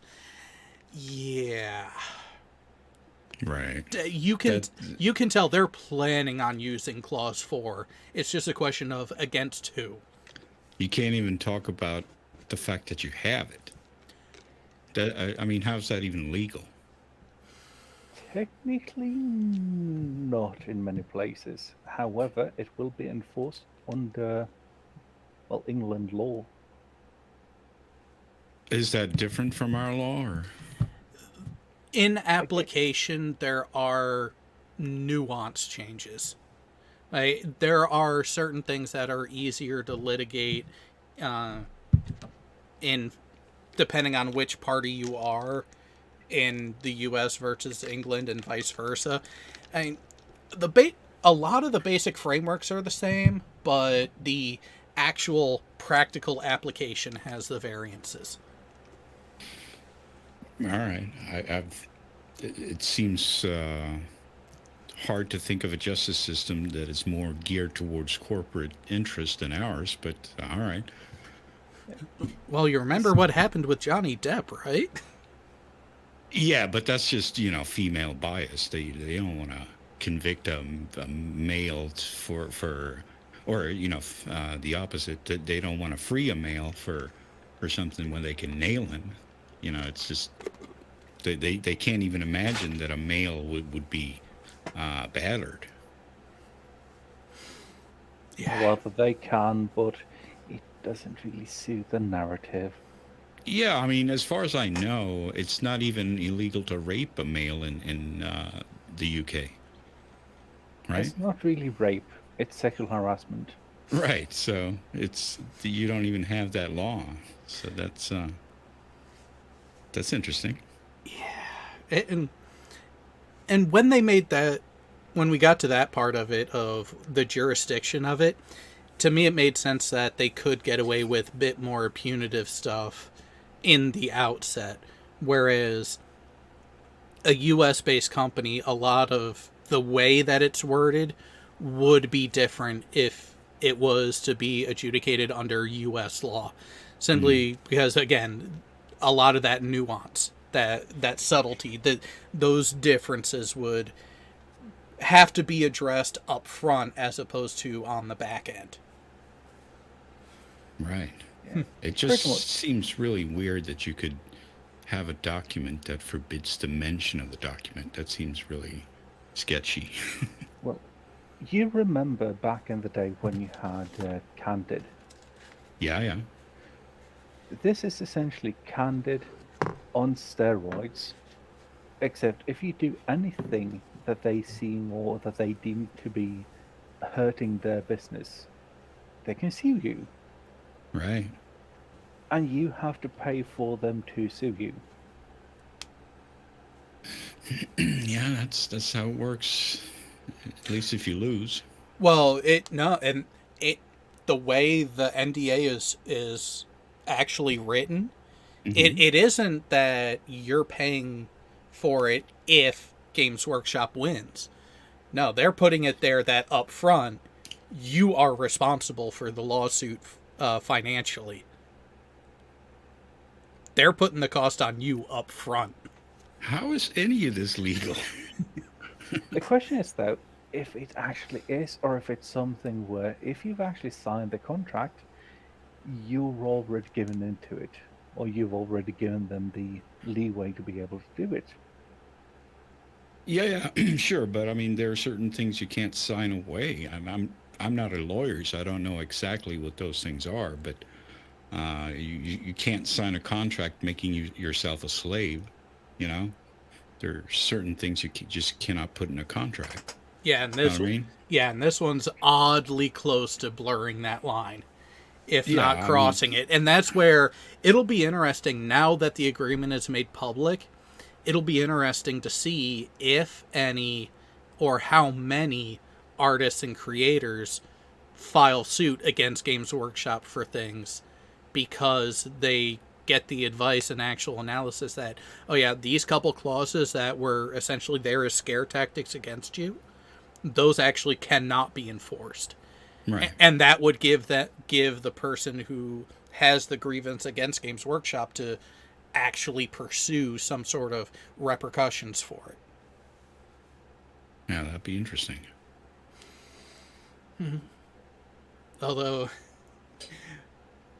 it was actually interesting with the timing of this, the topic, not just Games Workshop trying to do shady stuff and mishandling how they're pivoting their actual focus for product away from the actual tabletop game and miniatures to more of the artistic and media offerings that they're starting up. Offerings. Yeah, they're so Games Workshop is focusing less and less on the miniatures and the actual gameplay of the Warhammer universe, and is actually starting up their own streaming service that is subscription based, where right now the timetable is looking at what is essentially a YouTube video a week, and maybe a couple little things extra on top of that. Okay, but they're supposed to make tabletop games, right? That has been their primary bread and butter. What is the foundation of Warhammer? I mean, as a single person running a YouTube channel, you might be able to make a nice living, but as a corporation, come on. That's a stupid idea. I would actually say so, but something that I've come across now, and something that gets more and more obvious, Warhammer fans are either or they're in one of two camps. Either they see it as something being a problem, where the hobby is essentially getting eked out, the hobby is getting more and more hollowed out by everything going on, and them having really poor business practices. And then you have the fucking sycophants who would gladly throw 100 quid, 200 quid on it a week, getting subpar products, just shelling out more and more money because we love it. You can't make us not love it. Well, that's all fine and good, but I mean, a YouTube channel doesn't bring in that much money for such a niche thing. You can't run a corporation off of it. And in this case, you don't really have to, because all they have to do is say, yeah, but we're going to do more with it. We're going to do more. It costs 5 quid a month as it is right now. And then maybe 7 quid, maybe 9 quid, 12 quid. All of a sudden, you're going to have more and more. It's going to cost you more to actually be part of it, but if you're not part of it, you're going to miss out. So you don't want to miss out, do you? You're still a proper Warhammer fan, aren't you? If Yeah, you but aren't it's a part of very, it, very niche product. yeah, at the beginning, but after a little while, you can say, if you aren't part of our fan club, so to speak, you can't participate in tournaments. You can't keep doing these things. You can't keep doing all of this. And all of a sudden, they managed to corner everything in their own official market, with everyone still willing to pay money for it. Yeah, I mean, I'm not saying it won't bring in money. I just have a hard time seeing it'll bring in enough money to sustain a corporation. Oh, it won't sustain them. It won't sustain them at all. That's something where they want to get as much money as possible right now. Because other things like, say, Space Maze 69 is completely overrunning them. Everything that they do with the models and shit, it's subpar. I could do better with a butter knife, just hollowing out molds, and Right. then making the fucking molds out of popsicles. Everything that they're doing is just shit. They're not doing anything new with the codexes, etc., except for Primaris. The Space Marines, those, forefront type armies, etc. Right. If you have something like the Sisters of Battle, go fuck yourself. If you have something like the Eldar, Dark Eldar, the Tau, well, the same way there, go fuck yourself. They don't care. They don't give a flying fuck. They know that people will still buy it if they spend all the time doing these small things. Right. Well, I mean, it's their business. They want to try that out.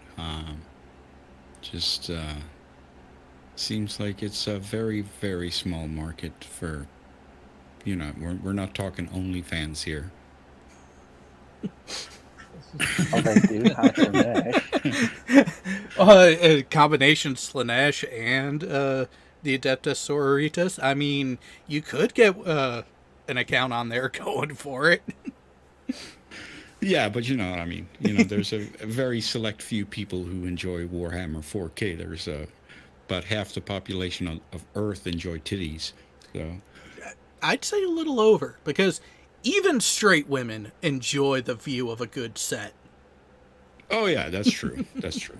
I'm not sure they'll be willing to pay for it though, but they do enjoy it. True. The question is, to what level do they enjoy it?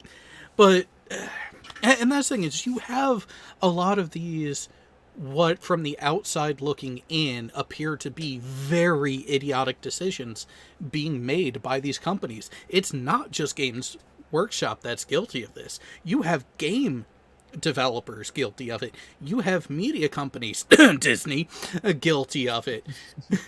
You have, and then you have, to a smaller scale, you have showrunners and people in charge of legacy intellectual properties and franchises screwing the pooch. Oh, for sure. Although, you know, Undip, do you see this as a glimmer of hope? The other day, it was released that Russell T Davies is returning to Doctor Who as the showrunner. I'm not really a Doctor Who person, so I have no idea what that means. So if you look at the history of it, Russell T Davies was the showrunner when it started back up in the early to mid 2000s. Yeah, the mid 2000s. He was the one that ran it through those first couple iterations of the Doctor when it went back to the regular showing on air. Right. And helped cultivate a new fan base of the younger generation that are now Doctor Who fans. And then it went to Stephen Moffat, and then a couple years ago, it went to Chibnall. And in the Chibnall era is when we got the female Doctor and all of the horrible writing and, let's just call it what it is, fuckery with the timeline that they've done in the last few years that have tanked the viewership. Right. So essentially, it looks like they're trying to do a reset. Yeah, I mean, I don't know anything really about Doctor Who. I think I've seen maybe 2 episodes or something, but from what I've heard, it's just that they've gone into woke overdrive and everything is about just pushing political ideals and agendas and stuff. Would you say that's correct? Oh, yeah. Yeah, I mean, they would never do... Yeah, right. Okay. It's kind of like with Star Trek. Basically, them bringing back Russell T Davies would be like if CBS Paramount got rid of Kurtzman and brought back Berman. Berman, yeah. That's essentially what it would be, the equivalent of, which... Well, I would enjoy that. As much faults as he may have had, it's certainly better than this. Yeah. And that's where I'd be hesitant. But I'd give it a chance. I'd give it more of a chance than I even gave the JJ Verse movies, which I'll admit, I gave them a lot of latitude for those 3 movies because when they started developing it, they said from the beginning, this is not going to be the same timeline. We are not just rehashing things. We are taking the characters and we are doing something different. They were upfront about that from the beginning. Yeah. But, I mean, that was such a lie, though. I mean, I gave them latitude for that as well. And when the first one came out, I was like, okay, it wasn't, like, super great, but all right, we'll see where they take it. This has potential, you know? And then they just took it to con. Like, what? You said you were going to do new stuff. What the fuck was the point of this? And that is where they lost me too. Like, they had me for most of the first one. It's like, okay, I was giving them a chance. I was like, okay, they're throwing a lot of stuff in it. And then when Into Darkness was essentially... No, not essentially. It was a rewrite of Star Trek 2. I was like, really? This is the new stuff, huh? Okay. Which is why when Abrams and Bad Reboot then went to Star Wars, I had no hope for the sequel trilogy at the outset because it was like, they're just going to rewrite the first one. And what do you know? The Force Awakens, rewrite of A New Hope, and they tried to do it from there. That's the tragedy of it. I think JJ is probably an okay director, but you should never let him touch the fucking script. Just keep him away from the script. Don't even let him see a typewriter, and you'll be fine. He can direct like nobody's business. He can put together an action sequence like nobody's business. But if he touches the script, it will all turn to shit. We also need to make sure he has a lighting supervisor that has as much pull as he does. Yeah. He needs to have like an old-time director of photography be like, nope, no lens flares. That's a sign of failure. Because that's what it used to be. You only allowed that to happen when there was no other way. Mm-hmm. If you couldn't do it any other way, then you'd be okay. Okay, we're going to have some lens flares, because that was an error. That was an anomaly that you didn't want to accept in a movie. But then JJ made it into a thing. When failure is celebrated, the entire civilization will ultimately crumble. Yeah. Not that I got a pessimistic view of the U.S. right now or anything, but I mean, if the shoe fits. But I will say though, lens flares have a place in some cinematography. Because the lens flare can actually be pretty if it's a shot of the sun, for example.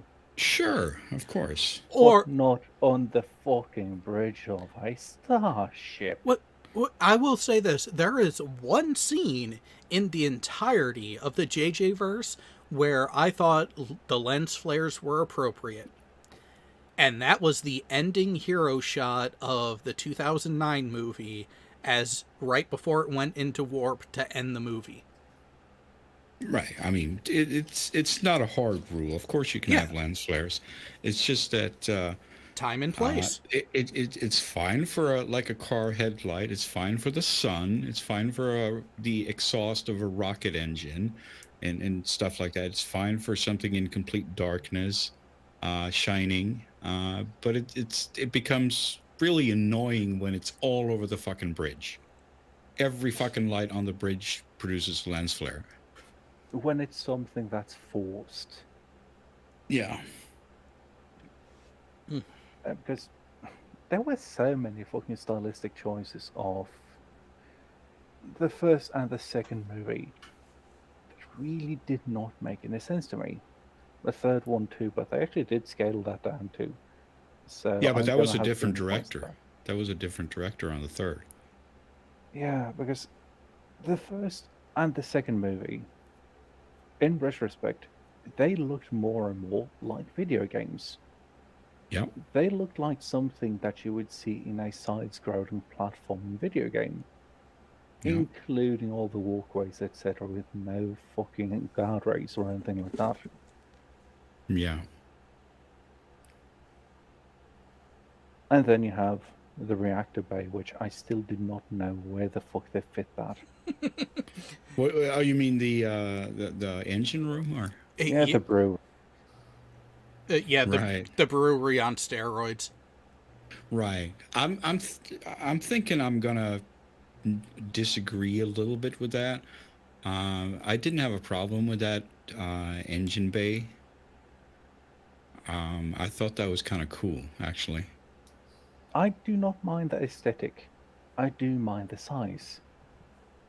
Yeah, the size was a little bit weird, but I thought that this, mind-bogglingly dangerous thing that could blow up half a system should look dangerous. When you walked into the engine room on the Enterprise, it looked like a fucking bar. Yeah, and I would not mind having something where have more and more, say the water pipes for that kind of propulsion.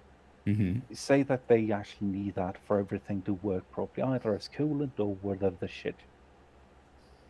Or make it fit inside the fucking ship. It was something where you could clearly see this is a place on Earth. This is a brewery. This is something that Right. has nothing to do with it. Right. And you haven't even considered just adding shit or closing shit off to make it look like a spaceship. It felt cheap to me. It just completely ruined the immersion there with how they did not seem to care about it. Well, I think part of that is the disparity between the internal shots and the lack of conveying the scaling from the external. Because that internal space could have made more sense and would have fit more if it was more reasonable to be able, from an external standpoint, of, oh, that would fit right about this spot of the ship. And we didn't really get that. It's kind of like what happened in Discovery with that fucking fight in the turbo lift shaft where you got this wide open cavernous spot that where the hell are they fitting that inside of that ship? Right. Have you noticed that Discovery looks like Phase 2 mock-ups? Yeah. It's almost like they didn't know what to do. Yeah. I mean, I think that's the ugliest ship that's ever appeared in Star Trek. I can't think of an uglier one. Well, you have the pack lid stuff.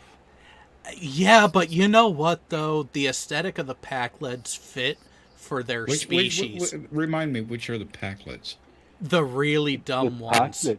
We are smart. Is We it the go. Voyager ones? No, Oh, they no, TNG. they were in TNG. Remember the whole where they tried to kidnap LaForge?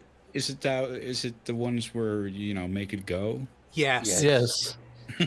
Can you make us go? Yeah, I was thinking more like Star Fleet ships, right? There is a gazillion ugly ships. Don't even get me started on the Kazon, but in terms of Star Fleet ships, I would say that Discovery is the ugliest one. Now, there is one that actually has a cult following that, in my opinion, would challenge the Discovery as the ugliest. Okay. The Jaeger. The kit bash where you have the rear end of a Maquis Raider with the saucer section from Voyager. Oh, I gotta look that up. It showed up in Deep Space Nine. Look up USS Jaeger. It looked like half an abortion. Oh, that one, right. Yeah. Okay, so they try to make Voyager look like an attack fighter jet. Yeah. Right. They basically took the rear end of a Maquis Raider and replaced the secondary hull of the Intrepid with it. That's crazy. That doesn't make any sense in terms of scale. It really doesn't, but you know what? It looked nifty and was admittedly an ugly ship, but I can accept the cult following that has more than the people who actually enjoyed the Discovery aesthetic of people who follow the narrative that, oh yeah, this is prime timeline. Yeah, this is right before TOS, sure. Yeah. And just for everybody in the audience to see it. That hasn't been a part of the Discord watching of Deep Space Nine. Oh, we haven't gotten to this point yet. We're almost to where it makes an appearance. Because that one doesn't show up until after the station is occupied by the Dominion and then taken back. Right. I do give them credit, though, for the creativity that it took into even thinking about doing that as an option for essentially a background ship. To be honest, Well, I mean, I don't have a problem with it. It's just weird scaling. Yeah. I kind of have to say, though, I think that the Enterprise actually looks somewhat pretty compared to this. The Sorry, come USS again? Newton. Hold on just a second. I'll get it. Yeah, Jay will pull it up. But which version of the Enterprise? Oh, you mean which is my favorite Enterprise? What? No, I'm asking Leon which version of the Enterprise he was referring to as being...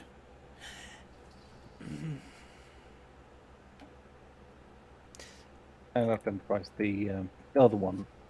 The fucking Discovery. Finnish ship, yes. I have no idea what this is that you're showing right now.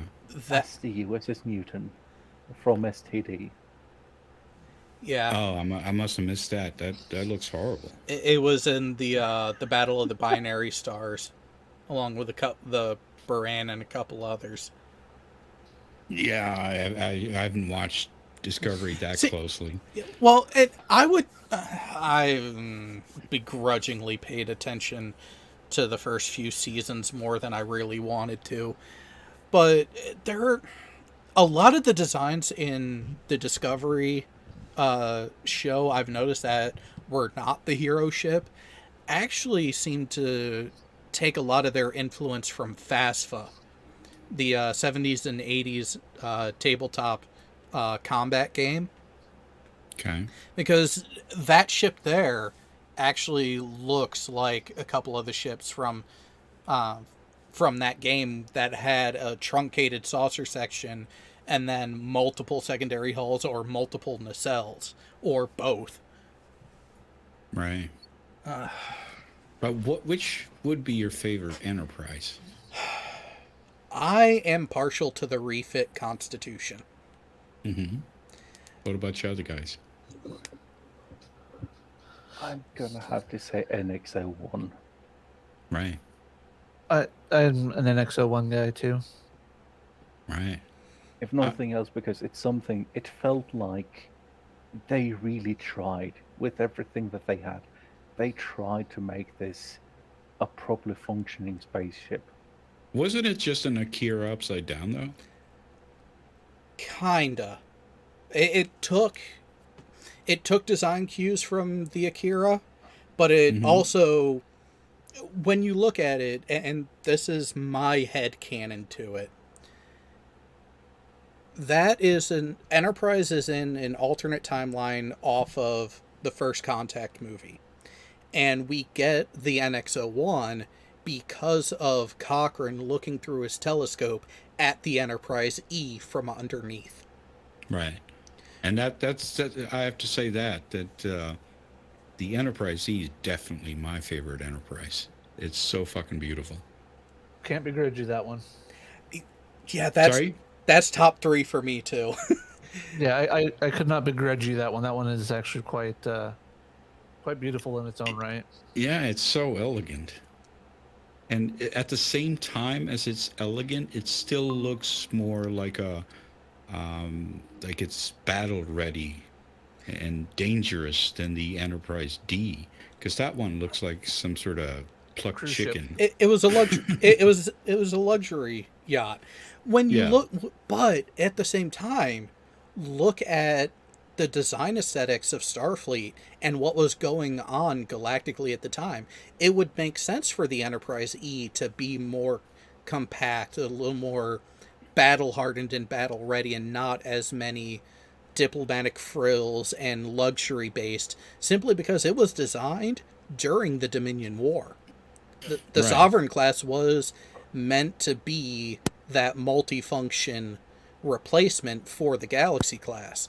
The Galaxy Yeah. class was during the golden age of Starfleet, where they Science were and so exploration were priority.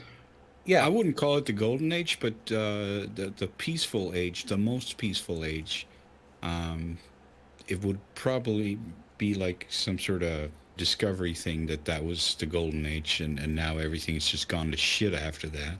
Or Picard, actually. I mean, there you have it. They probably say that was the golden age, and now everything's gone to shit. Because the Picard Star Trek world seems to be some sort of depressing hellscape. That's not a place you want to live. Oh, but we're not making a dystopian future. I still don't think that's the prime timeline. No, with it shouldn't everything be. going on. No, I don't think so either. So the way I put all the shows together, TOS, the animated series, TNG, Deep Space Nine, Voyager, are prime timeline. Enterprise is in an alternate timeline that deviated due to the events of First Contact, the movie. Discovery, the JJ verse is an alternate timeline off of Enterprise, with Discovery and Picard being an alternate off of the JJ verse. Ship designs would make a lot more sense that way, to me at least, and would also explain a lot of the issues with continuity, aesthetics, and just how they're referring and handling events. Like, there was such a utopian, perfect humanist vision that was crafted by Roddenberry in the establishment of Star Trek that as much as they could carry it on, they did with DS9 and Voyager. Right. Enterprise kind of bridged between the whole, yeah, we can't go to that sort of level of utopian future. We got to try to find a middle ground between where we are now and getting to that, which is where I put Enterprise closer to the Prime timeline because of that. But then you have the JJ verse and everything else, which is such a departure and deviation. There's no way it can fit in with everything else. I mean, I just don't understand what it is with these people in prequels. Like, why would you want to go back 100 years and make a prequel where everything looks more modern? Just say it's in another 100 years from now. What is the problem?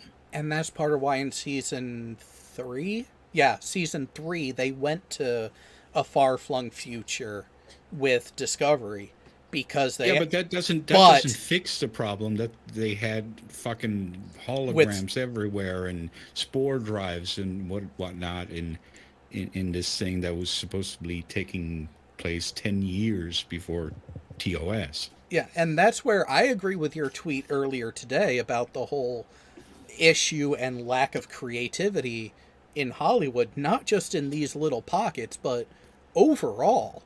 There is an inability to craft an original enough story on their own to actually craft a movie or TV show around. Which is why they're falling back on remakes, reboots, rehashes, because they can't make their own compelling story. Right. And it seems like it's an easy way out for them to make these season arcs or even series arcs, because then, you know, they only have to continue what the last writer did a little bit and then add some bullshit, and then the next writer will take over, instead of trying to craft a nice story, start, beginning, and end with a dilemma. You know, maybe it's drama, maybe it's comedy, you know, maybe it's got a little bit of both, but you're crafting a real story in 45 minutes. I so miss that. Having different writers exploring different themes and problems and all that stuff, right? And yet working together enough in a common writer's room that you don't have huge errors and disparities from episode to episode. And I think that's part of it, is that even in the group dynamic, you don't have that sharing of ideas in a constructive manner to actually do it. The most repeated thing that I've said throughout the entire series of these streams that we've done has been, give me a good story. I don't even know what the story is of Discovery.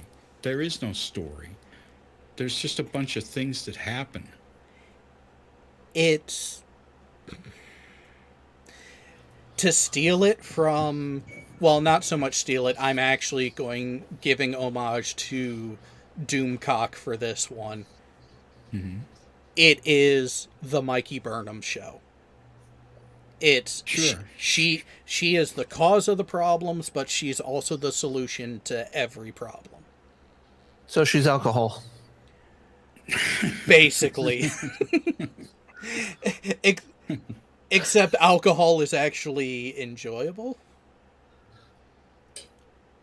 It depends. Mostly? You get a nasty tequila, you know, that it goes down. Just it might come back up. True. That's true.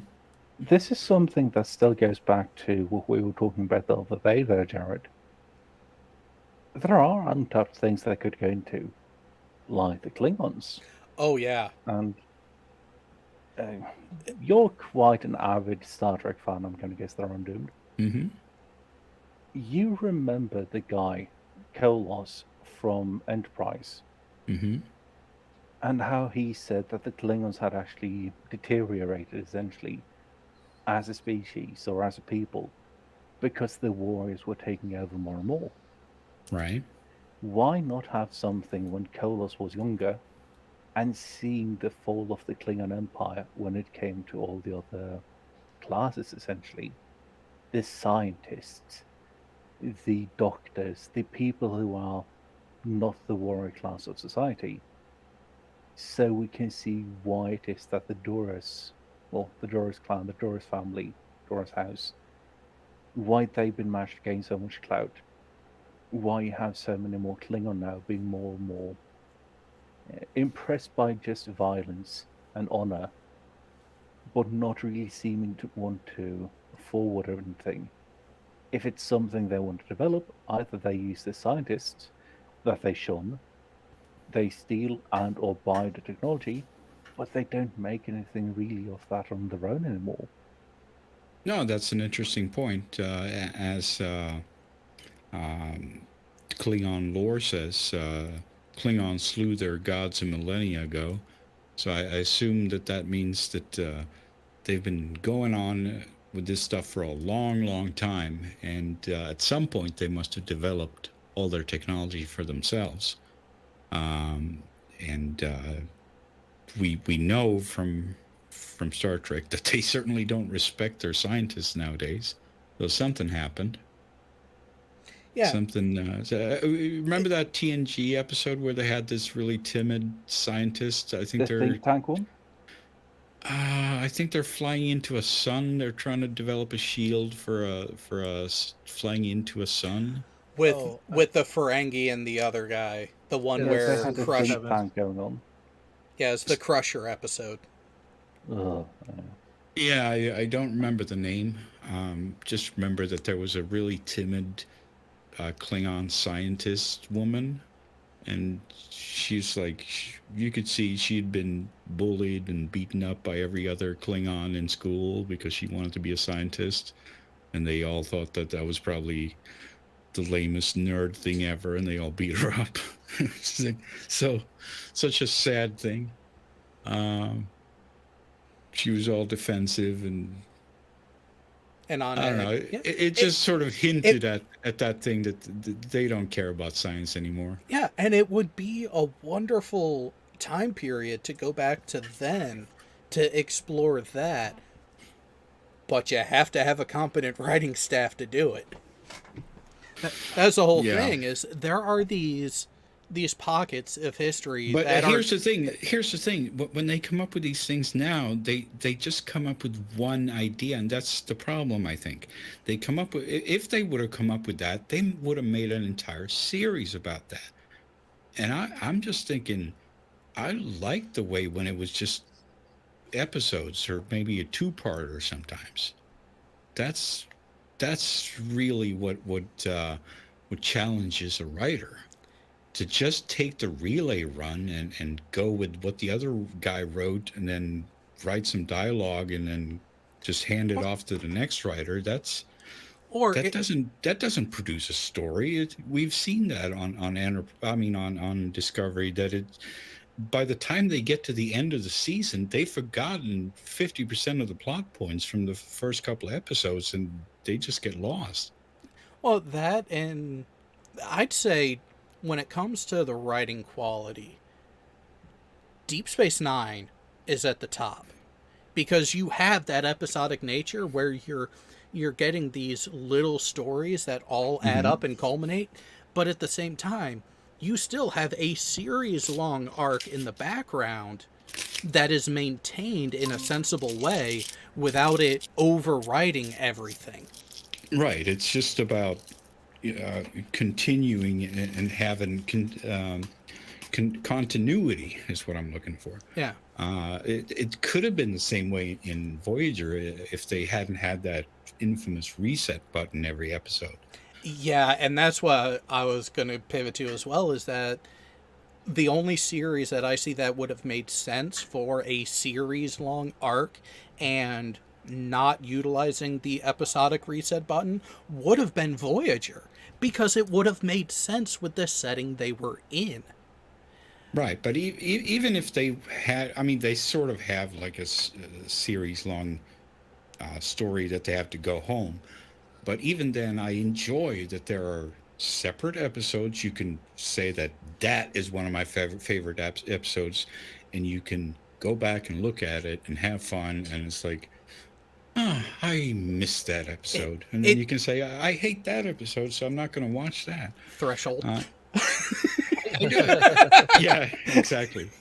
But I don't know what Discovery fans do. Are they just going to jump in the middle of a ongoing story and like, yeah, this is my favorite episode? No, if they really like it, I suppose they have to watch the whole series again. Well, it's funny you mention that because CBS did air season 1 of Discovery on its regular TV lineup in prime time last year. And in the ratings, it lost out to reruns of game shows. Yeah. I mean, This is it doesn't something that- surprise me. You can do both.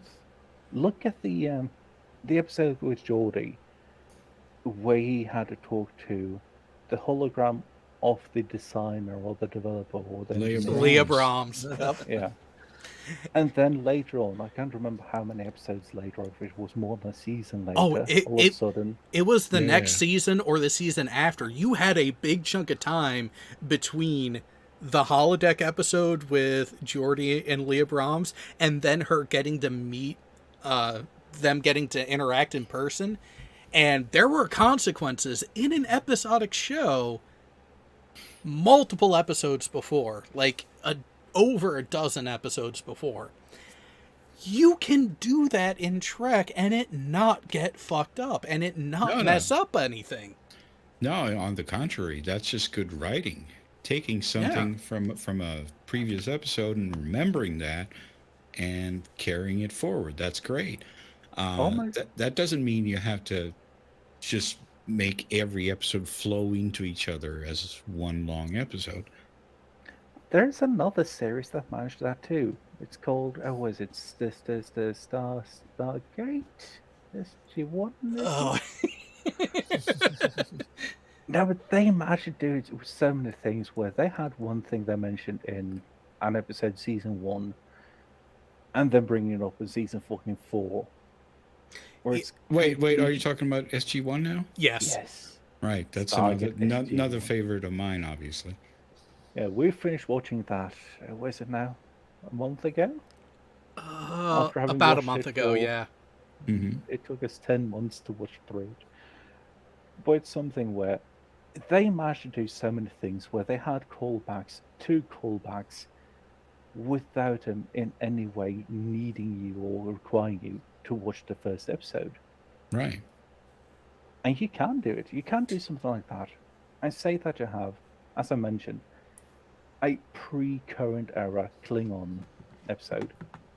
Just dress them up like the TNG Klingons or like the PS9 Klingons.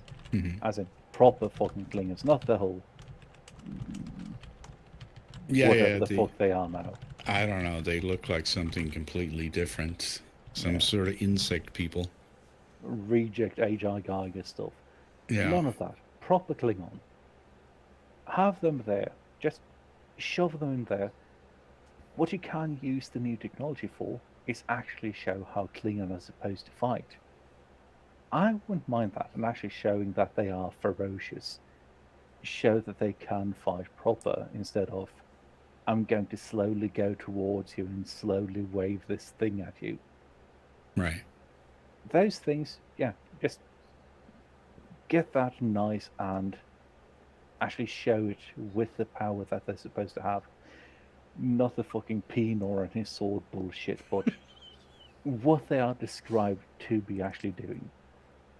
And then the rest, just do it so you have episodes that are, there's an overarching goal or something overarching story, but every episode is something you're supposed to be able to watch on its own.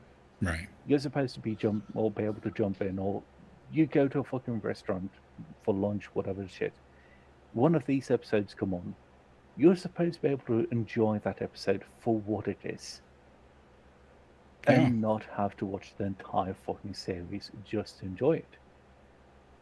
Yeah, I think every episode should be able to carry itself. You can have like like they have sometimes a 30-second thing at the beginning, like previously on Star Trek Deep Space Nine. That's fine. But after that, you should be on your own and doing your own story. Yeah, and that's where that quick 30, 45-second blurb at the beginning of an episode, the recap is perfect as part of a 2 or 3 part run, especially considering the time period that it was happening where it was on once a week. Mm-hmm. And you get the major points to kind of refresh your memory of, oh yeah, this is where we're at. Let's go. It wasn't made so much for the binging bit. Well, they don't even do that with Star Trek. They still bring it out once a week, which is stupid. Yeah, it's...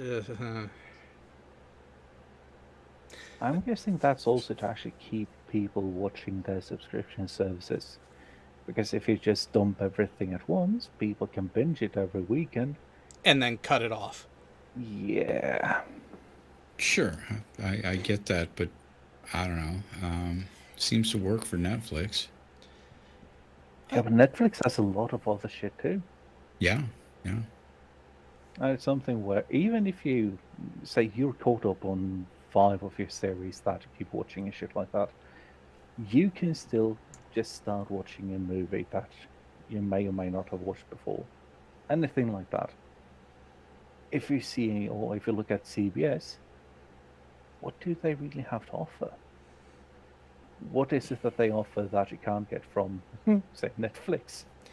I have no idea, except for Star Trek. The only thing I ever remember them for is like CSI.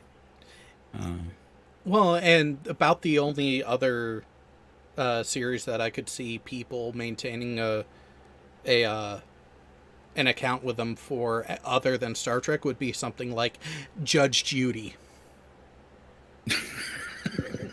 Okay. I kid you not. My mother-in-law, she has the subscription to it, and one of her favorite shows to watch is Judge Judy.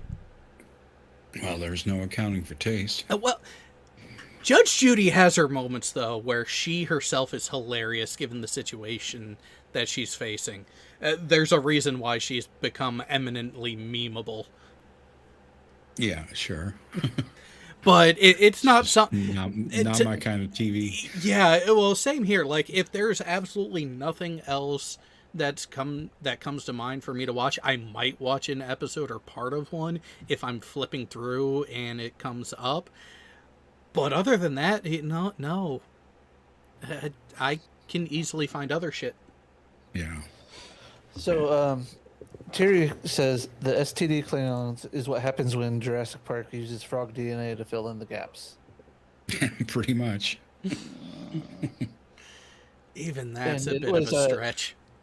The holographic Leah Brahms was in season 3 about midway through in the episode called Booby Trap. And then in season 4, Galaxy's Child, about the same time, was when he finally meets Leah Brahms face to face for the first time. Yeah, so full season in between.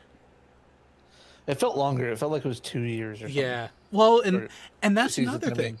When you have good episodic writing like that, the time period between feels like so much more is happening. Because it has. Because it's damn good writing. Yeah, because things have happened.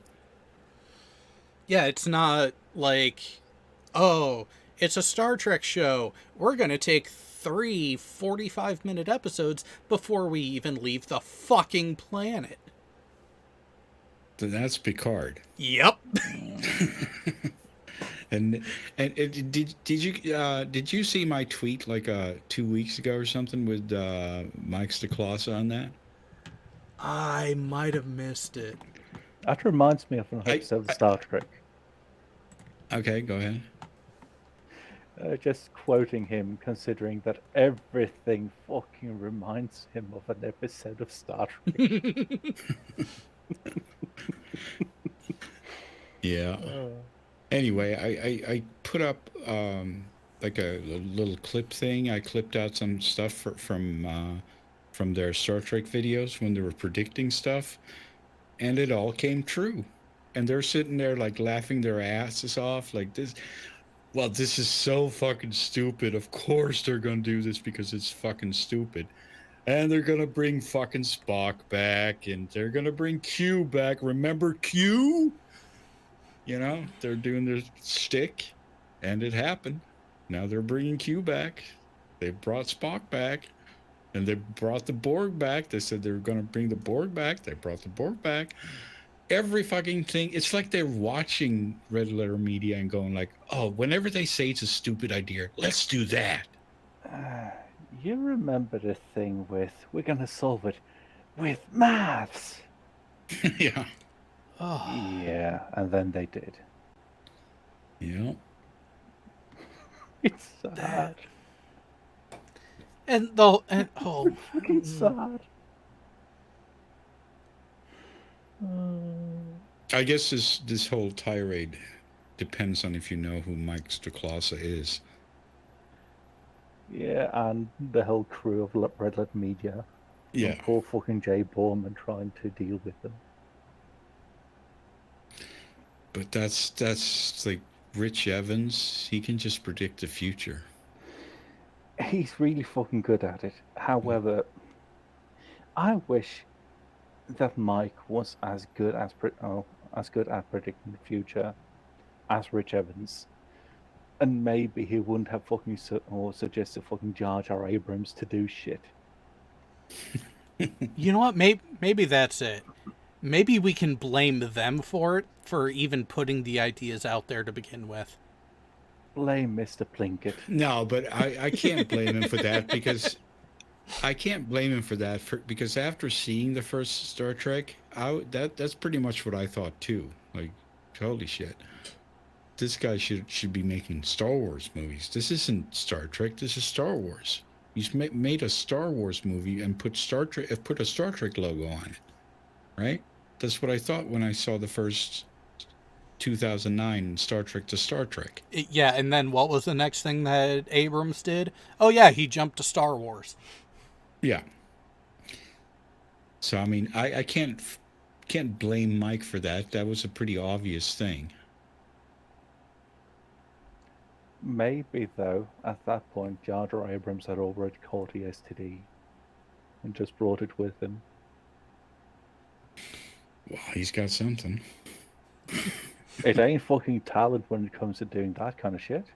You've seen the meme, right? JJ as the Grim Reaper knocking on doors, right? Yes. He's knocking on all these franchises' doors, and they're all dying. There's just blood coming out. He's the franchise killer. You bring him in to kill a franchise. Between him and Kurtzman, yeah. Yeah.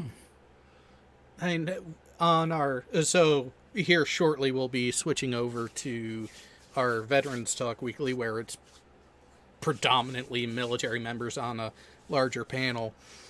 We have a guy on there who's a big Transformers fan, and even he admitted that Kurtzman is nowhere near the best at maintaining the health of a franchise.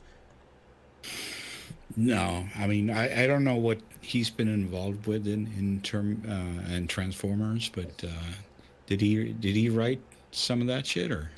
There is a series recently, an animated series for Transformers that screwed up a lot of the history of the Autobots, and Kurtzman was involved. Well, there you go. I mean, he is part of JJ's crew, and that's what JJ does. He's the franchise killer. See where we. It's just It was Prime and Prime Beast Hunters. Sorry? It was Transformers Prime Beast Hunters, the movie that he was a part of. Oh, okay. Don't know much about Transformers. Yeah, I just remember the cartoon series from when I was a kid, and just that I watched it, not any real major lore points from it. No, exactly. I watched it when I was 7 or something, and when Michael Bay brought out the movies, I was like, oh my god, this is gonna suck. This is my base. I guess I saw the first one, and then I was like, yeah, I'm out. Nostalgia with explosions. Yeah, lots of explosions. I mean, he and JJ are kind of brothers in explosions. I know that you shouldn't judge people by their looks and stuff like that. But Alex Kurtzman looks like one of those Wii Me things for their Wii that they've just tried to make into a human. Sorry, a what? Do you remember the Wii avatar things that you had for the Wii game console? The Nintendo Wii. Yeah. Uh-huh. He looks like one of those made into a human. Oh, okay. I think I know what you mean. They're the same ones that you have on the iPhone and shit, right?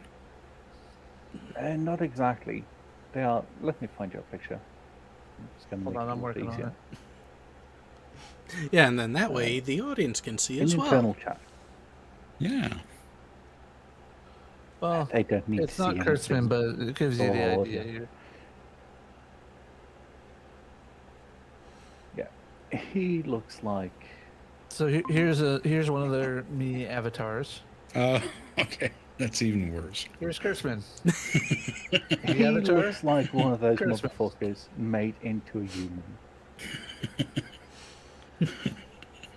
And you shouldn't make fun of people's looks and stuff like that, but when you look like that, Yeah. I hear you, man. He looks funny. we wouldn't But have you know made fun of him, though. it'd be fine if he was like a Spielberg reincarnated. It'd be fine if he looked like that. Nobody would care. That's fine.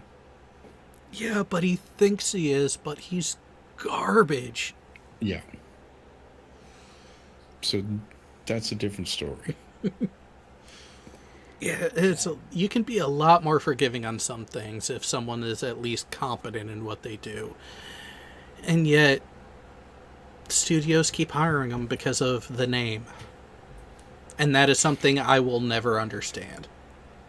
No, that's really the hard part to understand, isn't it? Because, you know, he just goes door to door killing franchises and they keep hiring him. Well, I they miss the good old days when corporations just wanted to make money.